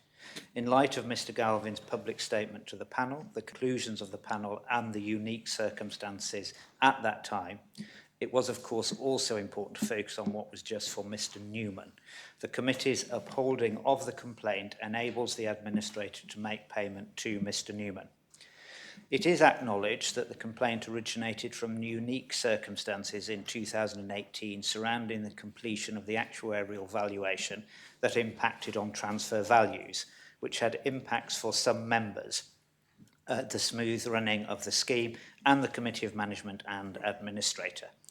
However, it cannot be concluded that current scheme administration is any way inadequate from the unique circumstances that occurred almost 5 years ago. Since 2018, pension administration processes have been reviewed and tightened. All requests for transfer value quotations must now be submitted by an e-form, and this requirement has been in place for a number of years. No verbal requests for quotations are accepted, which has been the case in the past. The Committee of Management have also reviewed and amended the process for implementation of transfer factors following an actuarial valuation. Close working between the administrator, scheme actuary and the committee has improved the process for the timely implementation of transfer factor changes. In 2022, the Committee of Management commissioned an independent review of the PEPT's pension administration by a specialist UK pension administration consultancy, Muse Advisory. The review highlighted that the pension administration team are diligent, capable, knowledgeable and genuinely care about giving the best to the members of the scheme. The scheme administration was compared against industry-leading practice. The report recommended the agreement of a shared vision between the committee and the administrator, and this has subsequently been agreed.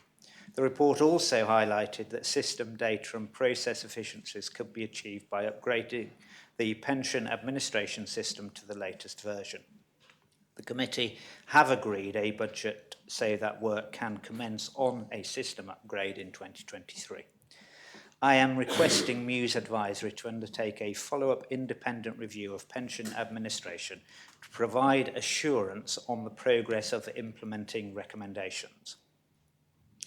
I have noted concerns raised by the Complaints Board regarding the independent oversight of the internal appeals process. I've discussed with the Chair of the Committee the current internal complaints procedure for the Public Services Pension Scheme, and I've received assurances from the Chair of the Committee of Management that the internal complaints process will be amended to include a requirement for an independent expert to be employed to review a complaint and make a recommendation prior to the committee's decision at the final stage.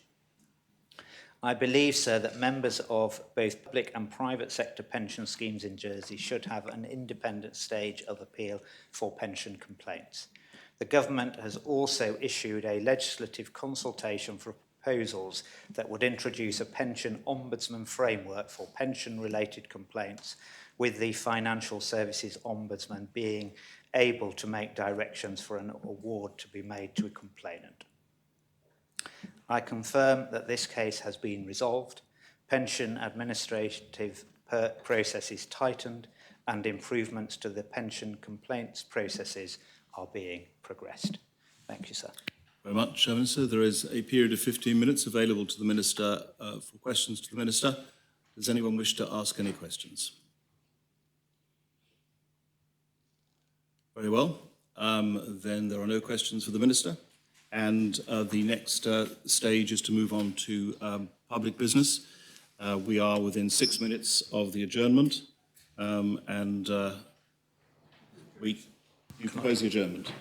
Adjournment is proposed. Very well. The Assembly stands adjourned until 2:15.